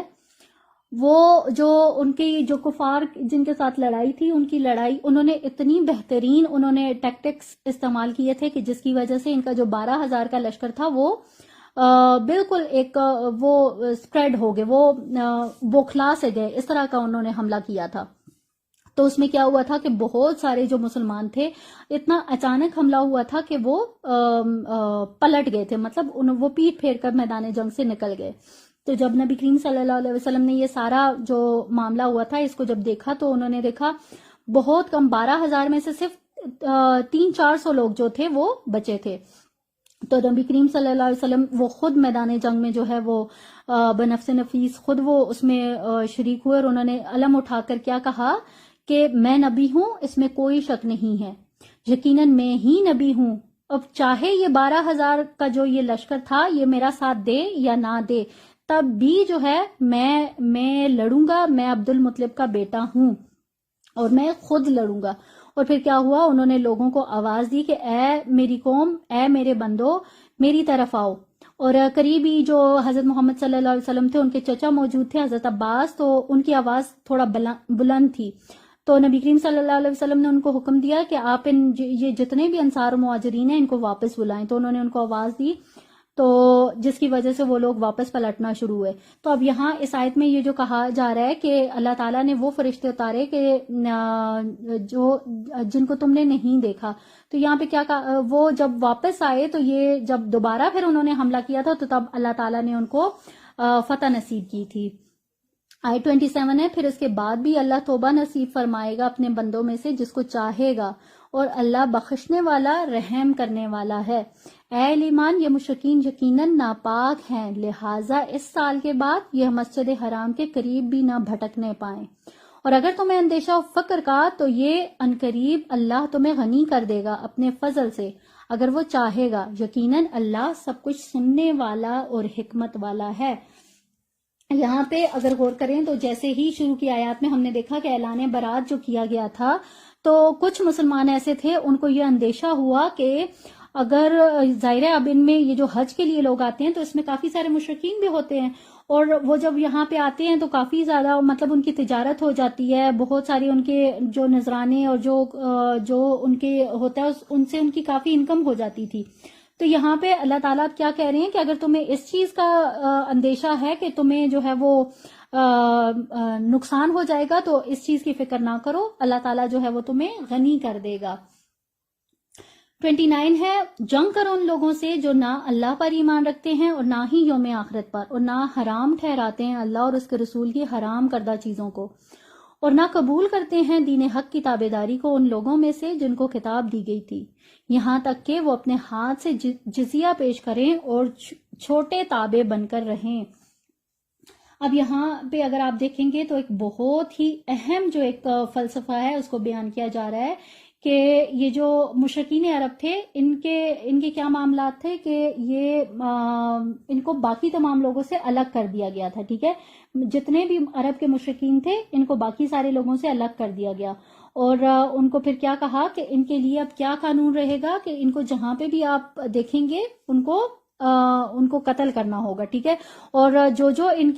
کے جو علماء ہوتے تھے تو وہ جتنی بھی حرام کی ہوئی چیزیں تھیں یا اس طرح کی جو چیزیں ہوتی تھی ان کو یہاں پہ کیا کہا جا رہا ہے کہ اگر یہ اس کو پیش کریں گے اور وہ تابع بن کے رہیں گے تو پھر تو ان کے لیے ایک ہے آپشن کہ یہ بچ جائیں گے۔ آیت 30 ہے، اور یہود نے کہا کہ عزیر اللہ کا بیٹا ہے اور نصارہ نے کہا کہ مسیح اللہ کا بیٹا ہے، یہ ان کے منہ کی باتیں ہیں، یہ نقل کر رہے ہیں ان لوگوں کی باتوں کی جنہوں نے کفر کیا تھا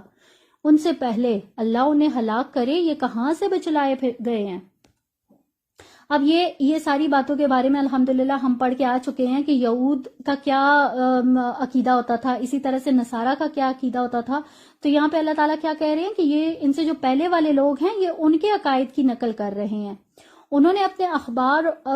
احبار اور رہبان کا رب بنا لیا اللہ کے سوا، اور مسیح ابن مریم کو بھی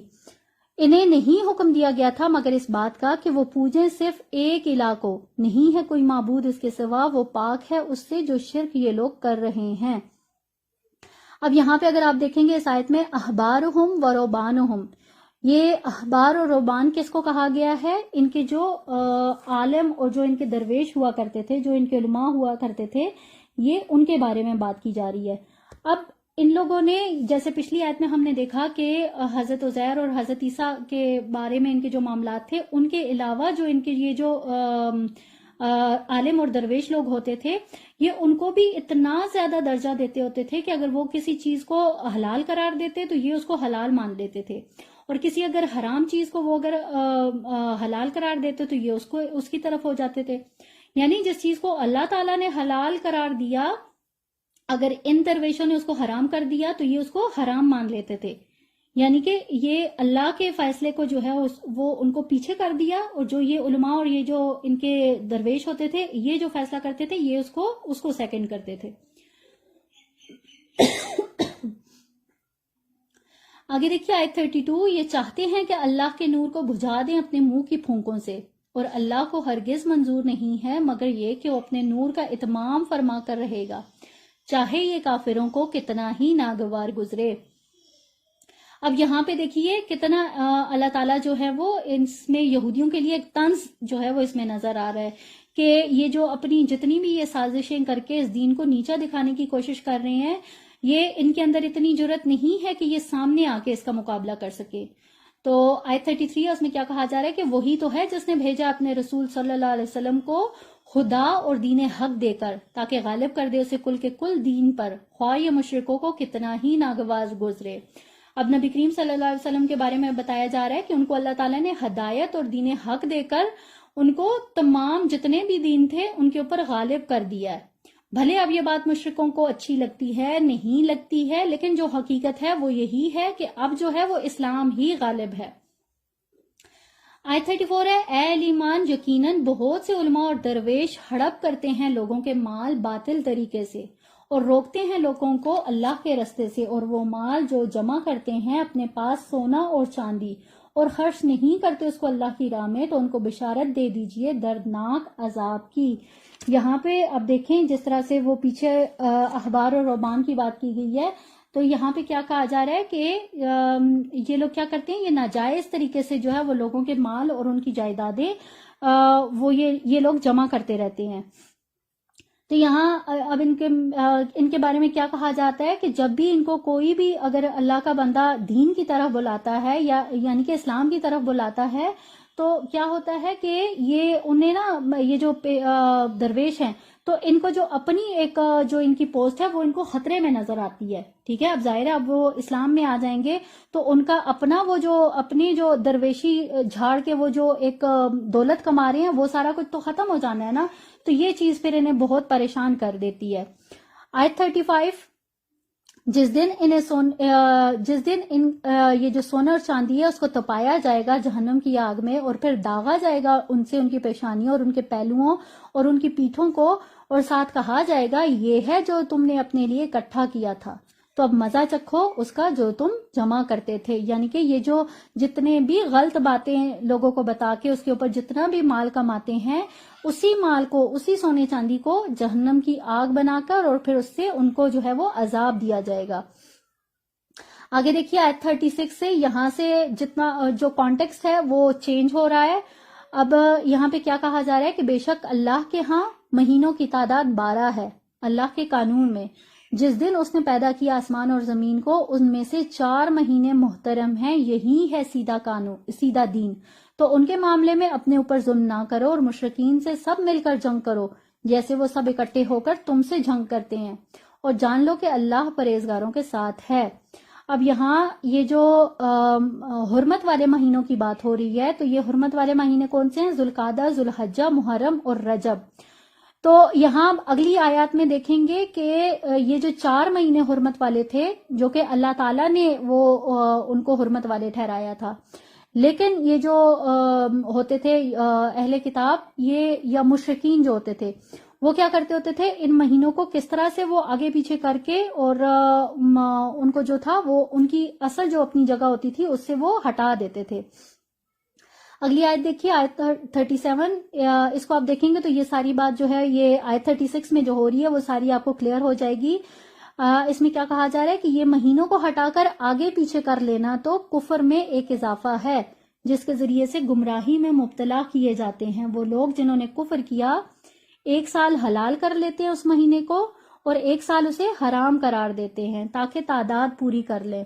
اس کی جو اللہ نے حرام ٹھہرائے ہیں، اور اس طرح سے حلال کر لیتے وہ مہینہ جو کہ اللہ نے حرام کیا ہے، اور اسی طرح ان کے لیے مزین کر دیے گئے ہیں ان کے برے اعمال،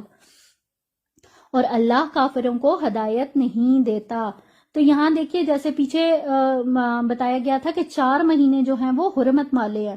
اب ان میں مشرکین کیا کرتے ہوتے تھے، لیٹس سپوز اگر ان کی کہیں پہ جنگ اگر جاری ہے، ٹھیک ہے، کیونکہ جنگیں تو وہ مہینوں چلتی ہوتی تھی، تو اگر بیچ میں اگر کوئی حرمت والا مہینہ آ جاتا تھا تو یہ لوگ کیا کرتے ہوتے تھے، یہ کہتے تھے کہ ایسا کرتے ہیں کہ ابھی یہ جو جنگ ہے اس کو سٹاپ نہیں کرتے ہیں، اسی کو کنٹینیو کرتے ہیں. تو یہ جو 4 مہینے ہیں نا حرمت والے، تو ہم ایسا کریں گے کہ اگلے سال جو ہے وہ یہ والا جو مہینہ ہوگا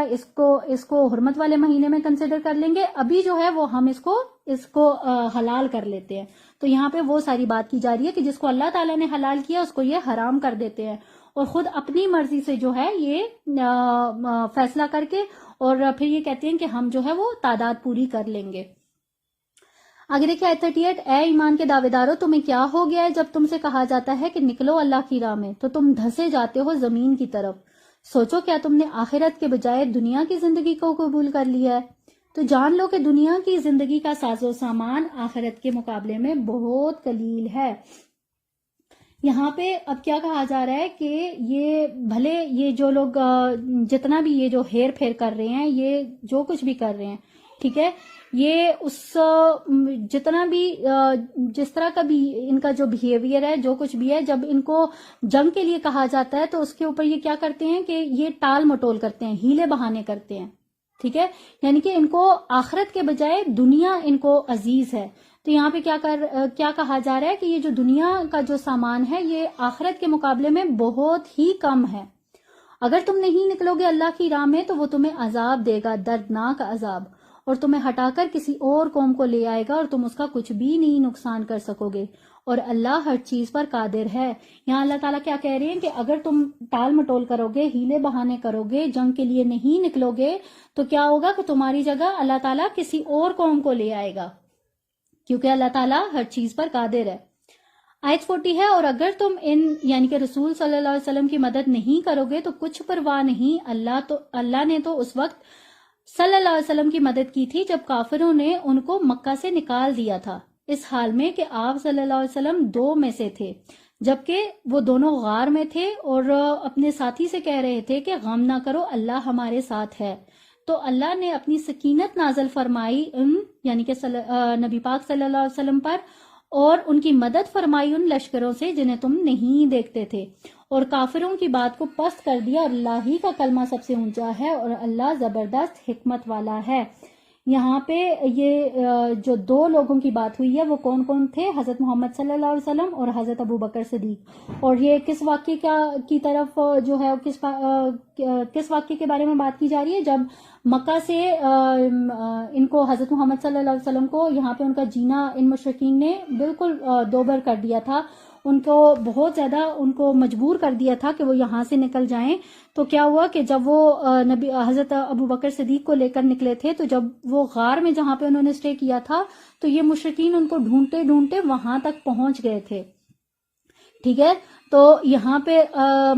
جب حضرت ابو بکر صدیق نے کہا تھا کہ اگر یہاں سے ذرا سا بھی اگر وہ جھانک کے دیکھ لیں گے تو ہم ان کو نظر آ جائیں گے، تو رسول اللہ صلی اللہ علیہ وسلم نے کیا کہا تھا کہ غم نہ کرو، اللہ ہمارے ساتھ ہے. تو کیا ہوا کہ یہ نبی کریم صلی اللہ علیہ وسلم کا وہی ایک توکل تھا، وہی ایک یقین تھا کہ جس کی وجہ سے یہ جو دین تھا پورے عرب پہ غالب آ گیا.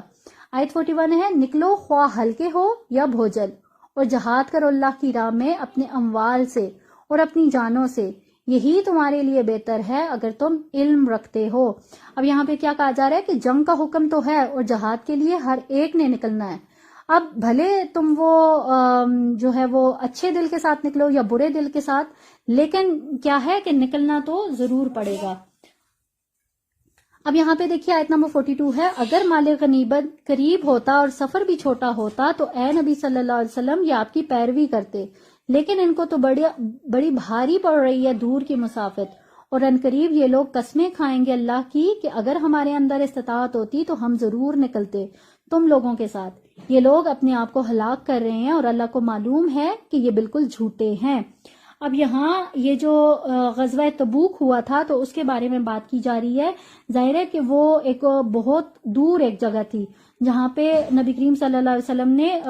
اس کے لیے جنگ کے لیے ایک اعلان کیا تھا اور تمام لوگوں کو تیاری کے لیے کہا تھا. اب کیا ہوا کہ بہت سارے ایسے لوگ تھے جو کہ سفر کی دوری کی وجہ سے ان لوگوں نے وہ ہیلے بہانے شروع کر دیے. تو یہاں پہ کیا کہا جا رہا ہے کہ اے نبی صلی اللہ علیہ وسلم اللہ آپ کو معاف فرمائے کہ آپ نے انہیں کیوں اجازت دے دی ہے، یہاں تک کہ آپ صلی اللہ علیہ وسلم کے لیے واضح ہو جاتا ہے کہ کون لوگ سچے ہیں، اور آپ صلی اللہ علیہ وسلم یہ بھی جان لیتے کہ کون جھوٹے ہیں. اب یہاں پہ دیکھیے جیسے مطلب ان کے دلوں میں تو کچھ اور تھا. اب ظاہر ہے نبی پاک صلی اللہ علیہ وسلم کو تو نہیں پتا تھا کہ ان کی نیتوں کے بارے میں، وہ نہیں جانتے تھے کہ یہ لوگ کیوں جنگ کے اوپر نہیں جا رہے ہیں. تو وہ جب بھی کوئی آ کے ہیلے بہانے کرتے تو نبی پاک صلی اللہ علیہ وسلم ان کو چھوڑ دیتے، ان کو ریلیکس چھوڑ دیتے کہ چلیں ٹھیک ہے صحیح، اگر آپ نہیں جانا چاہتے تو نہ جائیں. تو یہاں پہ اللہ تعالیٰ کیا کہہ رہے ہیں کہ آپ نے انہیں کیوں اجازت دی ہے، اس سے آپ کو یہ معلوم ہو جاتا ہے کہ کون لوگ سچے ہیں اور کون لوگ جھوٹے ہیں. آیت 44 ہے، وہ لوگ جو کہ اللہ پر اور یوم آخرت پر ایمان رکھتے ہیں اور وہ آپ صلی اللہ علیہ وسلم سے اجازت کے طالب ہو ہی نہیں سکتے کہ وہ جہاد نہ کریں اپنے اموال اور اپنی جانوں کے ساتھ، اور اللہ متقی بندوں سے خوب واقف ہے۔ اب یہاں پہ اللہ تعالیٰ کیا کہہ رہے ہیں کہ یہ جو لوگ جہاد سے رخصت مانگ رہے ہیں تو یہ لوگ اصل میں جو اصل ایمان والے لوگ ہیں یہ وہ لوگ نہیں ہیں، ٹھیک ہے؟ جو اصل اہل ایمان ہوتے ہیں وہ لوگ ہمیشہ اللہ اور آخرت کے دن پر ایمان رکھتے ہیں، اور جو لوگ اللہ اور آخرت کے دن پر ایمان رکھتے ہیں وہ کبھی بھی اللہ تعالیٰ کے راستے میں لڑنے سے وہ کبھی بھی انکار نہیں کرتے ہیں۔ آیت 45، وہ آپ صلی اللہ علیہ وسلم سے رخصت تو وہی مانگ رہے ہیں جو کہ اللہ اور یوم آخرت پر ایمان نہیں رکھتے، ان کے دل شکوک میں پڑ گئے ہیں اور وہ اسی شک و شبہ کے اندر متردد ہیں، اور اگر انہوں نے نکلنے کا ارادہ کیا ہوتا تو ان کے لیے ساز و سامان فراہم کرتے، لیکن حقیقت یہ ہے کہ اللہ نے پسند ہی نہیں کیا ان کا اٹھنا اور نکلنا، تو ان کو روک دیا اور کہہ دیا کہ بیٹھے رہو، تم بھی بیٹھے رہنے والوں کے ساتھ۔ جیسے پیچھے ہم نے دیکھا کہ بہت سارے بہانے لے کے آ رہے تھے نا، کہ کئی لوگ یہ کہتے تھے کہ ہمارے پاس تو سواری نہیں ہے، کچھ لوگ یہ کہتے تھے کہ ہمارے پاس زیادہ راہ نہیں ہے کہ ہم لوگ اتنے دور جو ہے وہ سفر کے لیے جائیں یا جنگ کے لیے جائیں، تو ہر کوئی اپنے اپنے جو عذر پیش کر رہا تھا۔ تو یہاں پہ اللہ تعالیٰ کیا کہہ رہے ہیں کہ ان کا ارادہ تھا ہی نہیں، اگر ان کا ارادہ ہوتا جنگ کا تو ان کے لیے ساز و سامان مہیا کرنا کوئی مشکل بات نہیں تھی، ٹھیک ہے؟ تو یہاں پہ اللہ تعالیٰ کیا کہہ رہے ہیں کہ ٹھیک ہے یہ لوگ ادھر ہی پیچھے بیٹھے رہنے والوں کے ساتھ ہی رہیں، اگر یہ نکلتے تمہارے ساتھ تو ہرگز اضافہ نہ کرتے تمہارے لیے مگر خرابی کا، اور گھوڑے دوڑاتے تمہارے مابین فتنہ پیدا کرنے کے لیے، اور تمہارے اندر ان کے جاسوس بھی ہیں، اور اللہ ظالموں سے خوب واقف ہے۔ اب یہاں پہ کیا کہا جا رہا ہے کہ اگر یہ لوگ، اچھا یہ ہوا کہ یہ لوگ گئے ہی نہیں، یہ اگر جاتے بھی تب بھی جو تھا ان لوگوں نے وہاں پہ بھی جا کے خرابی ہی پیدا کرنی تھی۔ آیت 48، یہ پہلے بھی فتنہ اٹھاتے رہے ہیں اور اے نبی صلی اللہ علیہ وسلم آپ کے لیے معاملات کو الٹ پلٹ کرنے کی کوشش کرتے رہے ہیں، یہاں تک کہ حق آ گیا اور اللہ کا امر غالب ہو گیا، اور انہیں یہ پسند نہیں تھا، اور ان میں سے وہ بھی ہے جو کہتا ہے کہ مجھے رخصت دے دیجئے اور مجھے فتنے میں نہ ڈالیے، آگاہ ہو جاؤ فتنے میں تو یہ لوگ پڑ چکے ہیں، اور یقیناً جہنم ان کافروں کا احاطہ کیے ہوئے ہے۔ اب یہاں پہ اگر دیکھیں گے تو اسپیشلی ایک بندے کو مخاطب کر کے بات کی جا رہی ہے، ٹھیک ہے؟ ایک بہت بڑا منافق اور مردود شخص تھا، کیا نام تھا اس کا؟ جد بن قیس، ٹھیک ہے؟ اس کے نام کے ساتھ بھی لعنت اللہ علیہ لگا ہوا ہے کہ یہ بہت ہی حد درجے کا ایک منافق انسان تھا۔ اب اس نے نبی کریم صلی اللہ علیہ وسلم کے پاس آ کر کیا اس نے بہانہ کیا کہ بڑے ہی اس نے ایک طنزیہ لہجے میں اس نے یہ کہا کہ آپ تو مجھے جو ہے وہ نہ ہی لے کے جائیں تو زیادہ بہتر ہے، کیونکہ جہاں پہ آپ جا رہے ہیں تو وہاں پہ کیا ہے، وہاں کی عورتیں بہت حسین ہیں اور میں جو ہوں وہ حسن پرست ہوں، تو ایسا نہ ہو کہ میں وہاں پہ جا کے عورتوں میں جو ہے وہ مشغول ہو جاؤں اور خود پہ قابو نہ رکھ سکوں اور میں فتنے میں مبتلا ہو جاؤں۔ تو یہاں پہ اللہ تعالیٰ کیا کہہ رہی ہے کہ یہ جو تھا، یہ شخص جو تھا اور اسی کے ساتھ جو دوسرے جو لوگ ہیں یہ آلریڈی ایک فتنے کا شکار ہیں، ٹھیک ہے؟ یہ جو بہانہ بنا کے گیا ہے یہ بالکل اس کی جو سوچ ہے وہ اس کی غمازی کر رہا ہے، ٹھیک ہے؟ یہ ایک بہت بڑا فتنہ ہے جو کہ جس کے بارے میں یہ اس بندے کے بارے میں یہاں پہ یہ آیت میں بتایا گیا ہے۔ آگے دیکھیے آیت نمبر 50، اے نبی صلی اللہ علیہ وسلم اگر آپ کو کوئی اچھی بات پہنچتی ہے تو وہ انہیں بری لگتی ہے، اور اگر آپ صلی اللہ علیہ وسلم کو کوئی تکلیف آ جاتی ہے تو کہتے ہیں کہ ہم نے تو اپنا معاملہ پہلے ہی درست کر لیا تھا، اور وہ لوٹ جاتے ہیں خوشیاں مناتے ہوئے۔ اب یہاں پہ کیا کہا جا رہا ہے کہ جب بھی اگر کوئی نبی کریم صلی اللہ علیہ وسلم اور اہل ایمان جتنے بھی ہوتے تھے جنگ کے دوران اگر انہیں کوئی بھی تکلیف پہنچتی تھی تو یہ لوگ کیا کہتے تھے؟ یہ کہتے تھے شکر ہے کہ ہم لوگ پہلے ہی جو تھے وہ علیحدہ ہو گئے تھے، اور یہ کیا کرتے ہیں کہ یہ اس چیز کے اوپر خوش ہوتے ہیں۔ آپ صلی اللہ علیہ وسلم کہہ دیجئے کہ ہم پر کوئی مصیبت نہیں آ سکتی سوائے اس کے جو اللہ نے ہمارے لیے لکھ دی ہو، وہی ہمارا مولا ہے اور اللہ ہی پر توکل کرنا چاہیے اہل ایمان کو۔ ان سے کہیے کہ تم ہمارے بارے میں کس شے کا انتظار کرتے ہو سوائے دو نہایت عمدہ چیزوں میں سے کسی ایک کے، اور اے منافقو ہم منتظر ہیں تمہارے بارے میں کہ اللہ تمہیں پہنچائے کوئی عذاب اپنے پاس سے یا ہمارے ہاتھوں سے، تو تم بھی انتظار کرو، ہم بھی تمہارے ساتھ انتظار کر رہے ہیں۔ اب یہاں پہ دیکھیے کون سی دو چیزوں کے بارے میں بات ہوئی ہے کہ ظاہر ہے مسلمان اب جنگ پہ جا رہے ہیں تو دو ہی رستے ہیں، ٹھیک ہے؟ یا تو انہیں فتح ہوگی یا پھر وہ شہید ہو جائیں گے، ٹھیک ہے؟ یا تو پھر غازی ہوں گے یا پھر شہید ہوں گے۔ تو یہاں پہ کیا کہا جا رہا ہے کہ یہ جو اہل ایمان ہے یہ کیا کہہ رہی ہیں کہ تم بھی جو ہے وہ انتظار کرو اور ہم بھی انتظار کرتے ہیں کہ اللہ تعالیٰ کا فیصلہ کیا ہوگا. کہہ دیجئے کہ چاہے خوشی سے خرچ کرو یا مجبوری سے تم سے قبول نہیں کیا جائے گا، اس لیے کہ تم نافرمان لوگ ہو. اب یہاں پہ دیکھیے کچھ ایسے لوگ بھی تھے جو کہ یہ کہتے ہوتے تھے کہ ہم لوگ جنگ پہ نہیں جا سکتے، آپ ایسا کریں کہ اگر آپ کو کوئی چیز چاہیے تو وہ آپ لے لیں، ٹھیک ہے، یعنی کہ اپنا مال، اپنے جو بھی چندہ شندہ جو کچھ بھی انہوں نے دینا ہوتا تھا وہ دے دیتے، اور یہ کہتے کہ کوئی نہ کوئی اپنی مجبوری دکھا کے تو وہ اس طرح اس سے جنگ سے رخصت جو ہے وہ لے لیتے. تو یہاں پہ اللہ تعالیٰ کیا کہہ رہے ہیں کہ تم چاہے خوشی سے خرچ کرو یا مجبوری سے، اس کو قبول نہیں کیا جائے گا. آیت 54 نہیں مانے کوئی چیز کہ اس سے ان کے نفقات، یعنی کہ یہ جو مال خرچ کر رہے ہیں اس کے بارے میں بات ہو رہی ہے کہ ان کے نفقات کو قبول کیا جاتا، مگر یہ کہ انہوں نے کفر کیا اور اللہ اور اس کے رسول صلی اللہ علیہ وسلم کے ساتھ، اور وہ نماز کے لیے نہیں آتے مگر بہت ہی کسل مندی سے، اور خرچ نہیں کرتے مگر کراہت کے ساتھ. اب یہاں پہ ان لوگوں کی جو اندرونی کیفیت ہے وہ بیان کی جا رہی ہے کہ یہ لوگ اگر اللہ تعالیٰ کے راستے میں کچھ خرچ بھی کرتے ہیں تو بہت ہی برے دل کے ساتھ کرتے ہیں، ٹھیک ہے، اور اگر یہ نماز کے لیے بھی آتے ہیں تو پھر بھی یہ بہت ہی زیادہ ایک جو ایک ان کے اندر اکتاہٹ ہوتی ہے اس کو یہاں پہ بیان کیا جا رہا ہے کہ اس کو نماز کے لیے بھی یہ اچھے دل کے ساتھ نہیں آتے. آیت 55 تو اے نبی صلی اللہ علیہ وسلم آپ کو ان کے اموال اور ان کی اولاد سے تعجب نہ ہو، اللہ تو چاہتا ہے کہ انہی چیزوں کے ذریعے سے انہیں دنیاوی زندگی میں عذاب دے اور ان کی جانیں نکلیں اسی کفر کی حالت میں. اب یہاں پہ اگر دیکھیں تو یہ جتنے بھی لوگ تھے ان کے پاس مال و دولت بہت زیادہ کثرت میں تھا. تو یہاں پہ اللہ تعالیٰ کیا کہہ رہے ہیں کہ اگر کسی بھی انسان کے پاس اگر آپ دیکھیں کہ مال اور دولت بہت زیادہ کثرت کے ساتھ ہے تو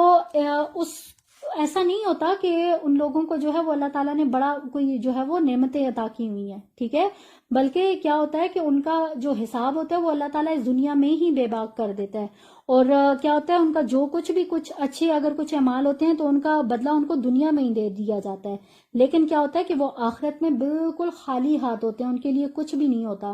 اور اگر آپ یہاں پہ دیکھیں اگر ان کے پاس دولت ہے، اولاد ہے، تو اس میں کیا ہوتا ہے کہ انسان جو ہوتا ہے وہ اس میں بالکل مگن ہو جاتا ہے، اور جو اس کے اپنا جو ایکچوئل اس کا مقصد ہوتا ہے، جو ایم ہوتا ہے اس کی زندگی کا، وہ اس کو بھول جاتا ہے. اگر اس چیز کو آپ تعویل عام میں بھی دیکھیں گے تو آپ کو ایک بہت مطلب ایک چیز بالکل کلیئر ایک سمجھ آ جائے گی کہ واقعی ایسا ہوتا ہے کہ اگر کسی انسان کے پاس اگر ہم مال و دولت دیکھتے ہیں تو ہم بڑا ایک عجیب ایک فیلنگ آتی ہے ہمیں کہ اس کے پاس تو ہر چیز ہے، اس کے اوپر اللہ تعالیٰ نے بڑی نعمتیں بڑا کچھ عنایات کی ہوئی ہیں. تو ایسا نہیں ہوتا ہے، ٹھیک ہے. جب بھی کبھی اگر اس طرح کا کوئی سین دیکھیں تو آپ ہمیشہ اللہ تعالیٰ سے اس چیز کی پناہ مانگا کریں کہ اللہ تعالیٰ نے جو ہے وہ ان کے جو اعمال ہیں وہ دنیا میں ہی ان کو دے دیا، ٹھیک ہے، اور ان کو اتنا اس اولاد اور مال میں اتنا مصروف کر دیا کہ ان کو اپنی آخرت یاد ہی نہیں رہتی ہے. تو یہاں پہ اللہ تعالیٰ کیا کہہ رہے ہیں کہ یہ جو دنیا کی زندگی ہے نا، اس میں تو یہ عذاب دیکھیں گے ہی دیکھیں گے، لیکن آخرت میں بھی جو ہے یہ کفر کی حالت میں ان کا جو خاتمہ ہوگا وہ بھی ایسے ہی ہوگا. آیت 56 ہے اور وہ قسمیں کھا کھا کر کہتے ہیں کہ ہم بھی آپ لوگوں کے ساتھ ہیں، لیکن اے مسلمانوں حقیقت میں یہ تو لوگ تم میں سے نہیں ہیں بلکہ اصل میں یہ ڈرے ہوئے لوگ ہیں. اگر یہ پالیں کہیں کوئی پناہ گاہ یا کوئی غار یا کوئی سر چھپانے کی جگہ تو یہ اس طرف بھاگ جائیں اپنی رسیاں توڑواتے ہوئے.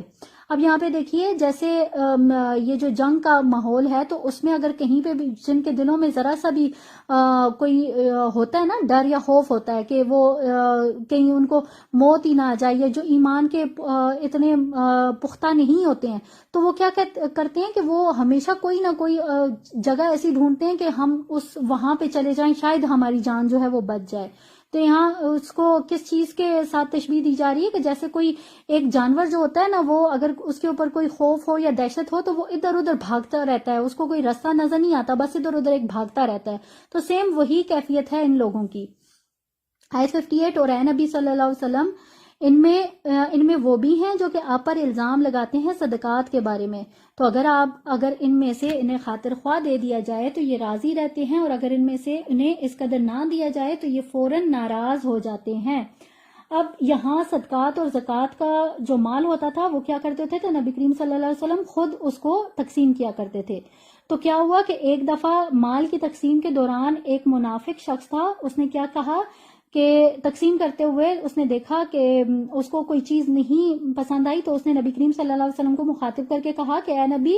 انصاف کے ساتھ تقسیم کیجئے. تو یہاں مطلب اس کا یہ مطلب تھا کہ یعنی کہ آپ ناانصافی کر رہے ہیں. تو اس پر نبی کریم صلی اللہ علیہ وسلم کو غصہ آیا، تو آپ نے کہا کہ تم برباد ہو جاؤ، اگر میں عدل نہیں کروں گا تو اور کون کرے گا. ٹھیک ہے، تو یہاں پہ یہ اس بارے میں بات کی جا رہی ہے کہ اگر یہ لوگ اگر کوئی ان کو اگر زیادہ دے دیا جائے صدقہ شدقہ تو یہ خوش ہو جاتے ہیں، اور اگر آپ ان کو تھوڑا کم دے دیں گے تو یہ فوراً اس چیز کو نوٹ کر لیں گے. آیت 59، اور اگر وہ راضی رہتے ہیں اس پر جو کچھ انہیں دیا اللہ نے اور اس کے رسول صلی اللہ علیہ وسلم نے، اور وہ کہتے ہیں کہ اللہ ہمارے لیے کافی ہے، ان قریب اللہ اور اس کے رسول صلی اللہ علیہ وسلم ہمیں پھر بھی اپنے فضل سے نوازتے رہیں گے، یقیناً ہم اللہ کی طرف رغبت کرنے والے ہیں تو ان کے حق میں بہتر ہوتا. اب یہاں پہ کیا کہا جا رہا ہے کہ اللہ تعالیٰ کیا کہہ رہے ہیں کہ اگر تو یہ جو کچھ ان کو ملا تھا اس کے اوپر یہ صبر کر لیتے، ٹھیک ہے، اور یہ اگر یقین رکھتے کہ جو کچھ ملا ہے اس کے علاوہ بھی اللہ تعالیٰ جو ہے وہ ان کو اور دیں گے، تو ضرور جو ہوتا ہے ان کے اوپر اللہ تعالیٰ اپنا فضل کرتے. آگے دیکھیے آیت نمبر 60 ہے، صدقات تو بس مفلسوں اور محتاجوں اور عاملین صدقات کے لیے ہیں، اور ان کے لیے جن کی تالیف قلوب مطلوب ہو، اور گردنوں کے چھڑانے میں اور جن میں تاوان پڑا ہو ان کے لیے، اور اللہ کی راہ میں اور مسافروں کی امداد میں، یہ اللہ کی طرف سے معین ہو گیا، اور اللہ سب کچھ جاننے والا اور حکمت والا ہے. اب یہاں پہ اگر آپ دیکھیں گے تو یہ ایک کمپلیٹ ایک آیت ہے کہ جس میں ہمیں زکوٰۃ کے مصارف جو ہے وہ نظر آ رہے ہیں. ٹھیک ہے، یہاں پہ اب جیسے پیچھے صدقات خیرات کی بات ہوئی تو یہاں پہ اب وہ پورے مصارف بتائے جا رہے ہیں کہ یہ جو صدقات ہوں گے وہ کن کن لوگوں پر جو ہے وہ اکٹھے کن کن لوگوں کے اوپر وہ لاگو ہوں گے. تو اس میں کیا کہا جا رہا ہے کہ سب سے پہلے جو صدقات کے حقدار ہوئے وہ ظاہر ہے اب جو جتنا بھی زکوٰۃ کا جو محکمہ ہوگا اس میں جتنے بھی ملازمین کام کر رہے ہوں گے، ٹھیک ہے، یہ جتنی بھی اس کا حساب کتاب رکھنے والے ہوں گے یا جو تقسیم کرنے والے ہوں گے یا اس محکمے وہ کسی بھی حیثیت سے مامور ہیں، تو ان سب کی جو تنخواہیں ہوں گی وہ اسی زکوٰۃ میں سے دی جائیں گی. ٹھیک ہے، اور پھر اس کے بعد اگر دین کے لیے اگر کوئی کام کیا جا رہا ہے تو اس کو جو زکوٰۃ کی رقم ہوگی وہ اس کے لیے استعمال کی جائے گی. اسی طرح سے پھر کچھ جو فقہا ہیں، ٹھیک ہے، جو کہ دین کو غالب ہونے کی صورت میں اگر وہ ان کو چاہیے تو پھر ان کی ضرورت پوری کی جا سکتی ہے. اسی طرح سے اور بھی جو مصارف ہیں وہ بھی بتائے گئے ہیں، تو ان کے اکارڈنگ جو ہے یہ جو صدقات اور خیرات ہے یہ اس طرح سے ان کی جو ڈویژن ہے وہ کی جائے گی. آیت 61، اور ان میں وہ لوگ بھی ہیں جو کہ نبی صلی اللہ علیہ وسلم کو ایذا پہنچاتے ہیں اور کہتے ہیں یہ تو نرے کان ہیں، تو آپ صلی اللہ علیہ وسلم کہیے کہ یہ کان تمہاری بہتری کے لیے ہیں. وہ یقین رکھتے ہیں اللہ پر اور بات مان لیتے ہیں اہل ایمان کی، اور جو تم میں سے واقعی مومن ہیں ان کے حق میں رحمت ہیں، اور جو ایذا پہنچاتے ہیں اللہ کے رسول صلی اللہ علیہ وسلم کو تو ان کے لیے دردناک عذاب ہے. یہاں پہ اگر آپ دیکھیں گے تو یہ کیا جو کہا گیا کہ نبی کریم صلی اللہ علیہ وسلم تو کان ہیں، تو اس سے کیا مراد ہے کہ یعنی کہ نبی کریم صلی اللہ علیہ وسلم ہر ایک کی بات سن لیتے ہیں، ہر ایک کی، چاہے وہ بات جھوٹی ہو یا سچی ہو، کوئی بہانہ بنا رہا ہو یا چاہے جو کچھ بھی کر رہا ہو، تو کیا ہے کہ یہ نبی پاک صلی اللہ علیہ وسلم ہر ایک کی بات مان لیتے ہیں. تو یہاں اس کے پیچھے وہ لوگ کیا کہتے تھے، یعنی کہ یہ جو نبی ہیں ان کے اندر بالکل اتنا بھی یہ بصیرت نہیں ہے کہ انہیں پتہ چل سکے کہ یہ جو ان کے سامنے جو بات کی جا رہی ہے وہ جھوٹی ہے تو سچی ہے، جھوٹی ہے یا سچی ہے. تو یہاں پہ نعوذ باللہ ایک طرح کی یہ رسول اللہ صلی اللہ علیہ وسلم کی توہین کا ایک وہ کر رہے ہیں نا. تو یہاں پہ اللہ تعالیٰ کیا کہہ رہے ہیں کہ یہ جو نبی صلی اللہ علیہ وسلم کو اذیت اس طرح سے یہ پہنچا رہی ہے.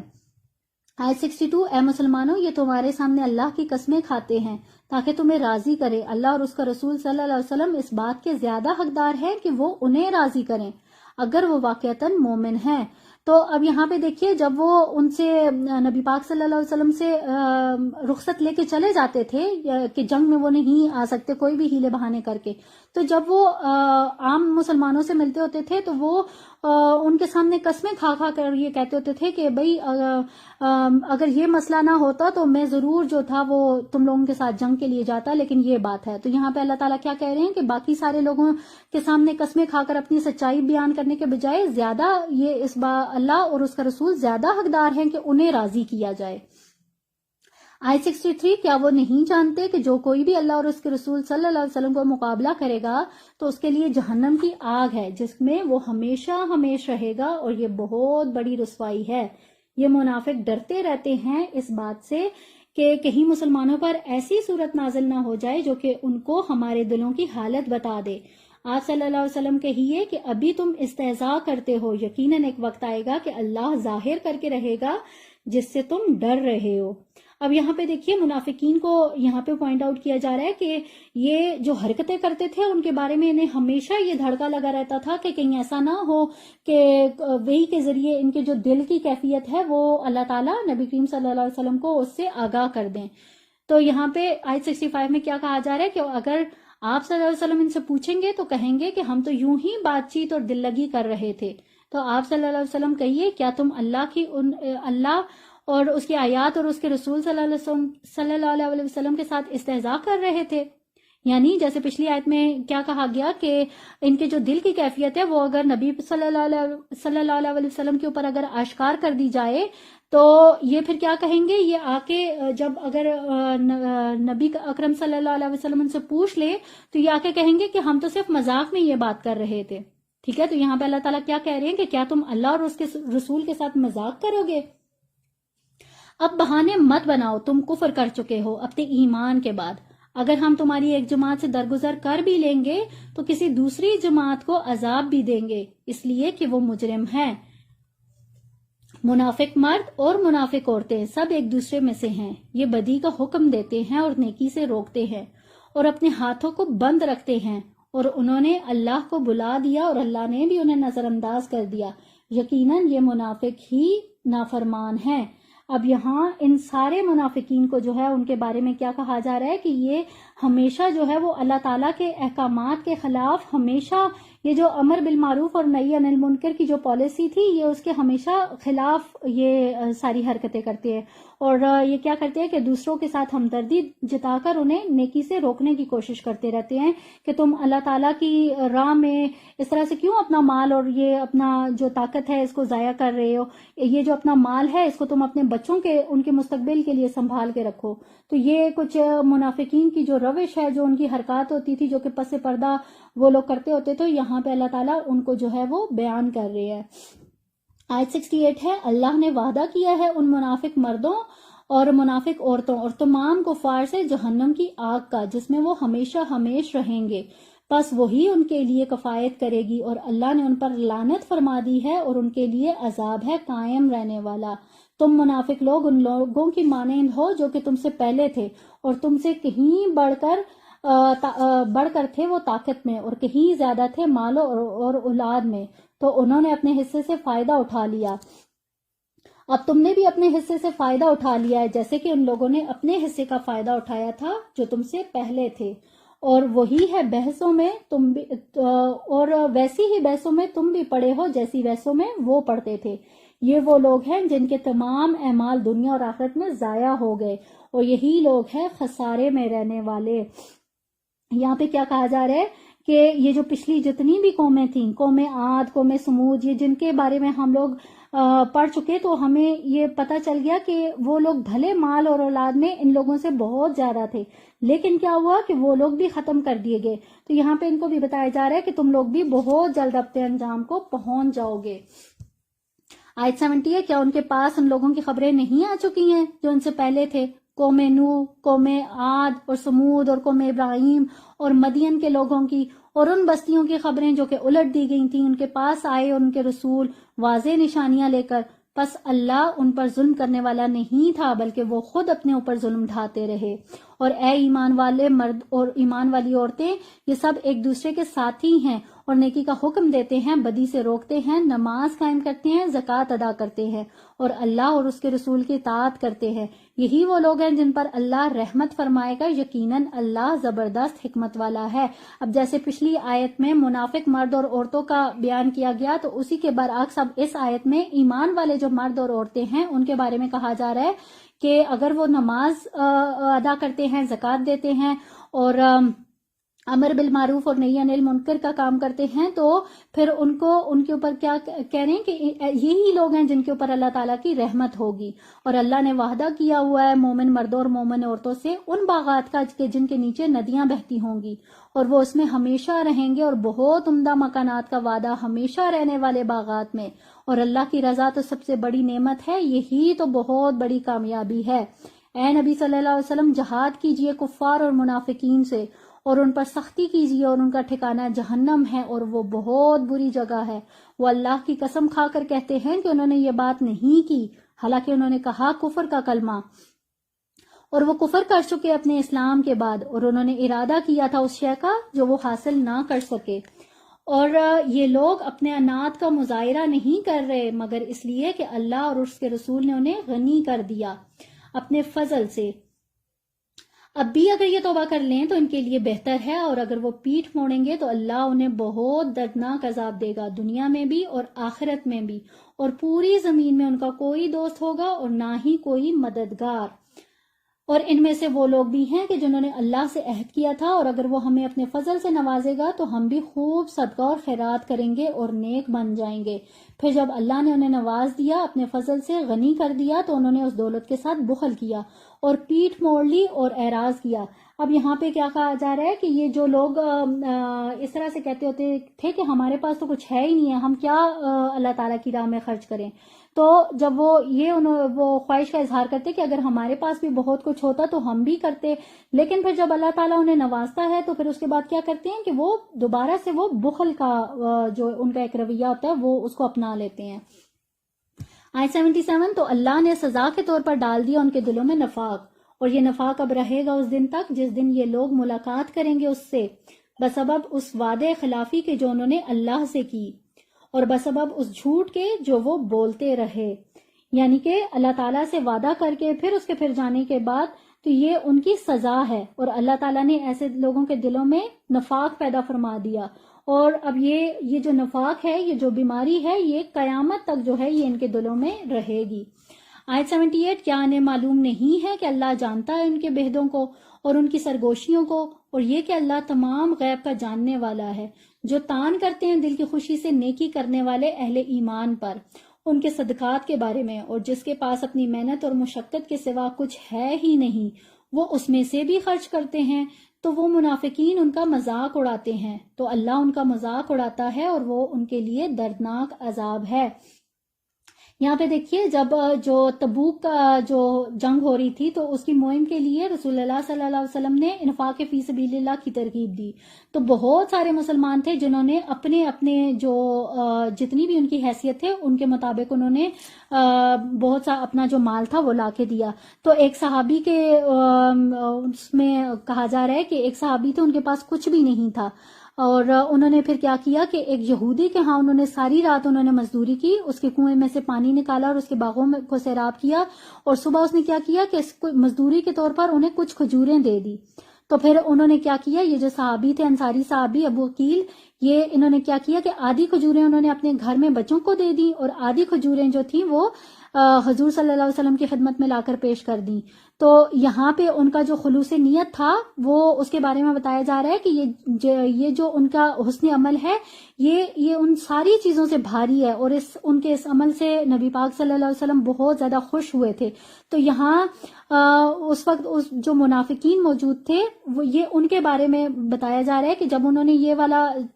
یہ جو چیز تھی یہ انہوں نے جب دیکھی تو انہوں نے مذاق اڑایا ابو عقیل کا کہ یہ کیسا فقیر انسان ہے کہ اس نے جو ہے جو چیز بھی اس کو نظر آئی ہے تو یہ اٹھا کے لے آیا. اب اس کی ان کھجوروں کی اس جنگ کے دوران اب اس کی یہ کھجوریں کیا کام آئیں گی، ٹھیک ہے. تو یہ کچھ اس طرح کے ان کے جملے تھے جس کی وجہ سے انہوں نے ان کا مذاق اڑایا تھا. تو یہاں پہ اللہ تعالیٰ نے اس آیت میں ان کا بیان فرمایا ہے کہ یہ جو لوگ ہیں یہ جو مذاق اڑا رہے ہیں تو ان کے لیے جو وہ آخرت میں دردناک عذاب ہوگا.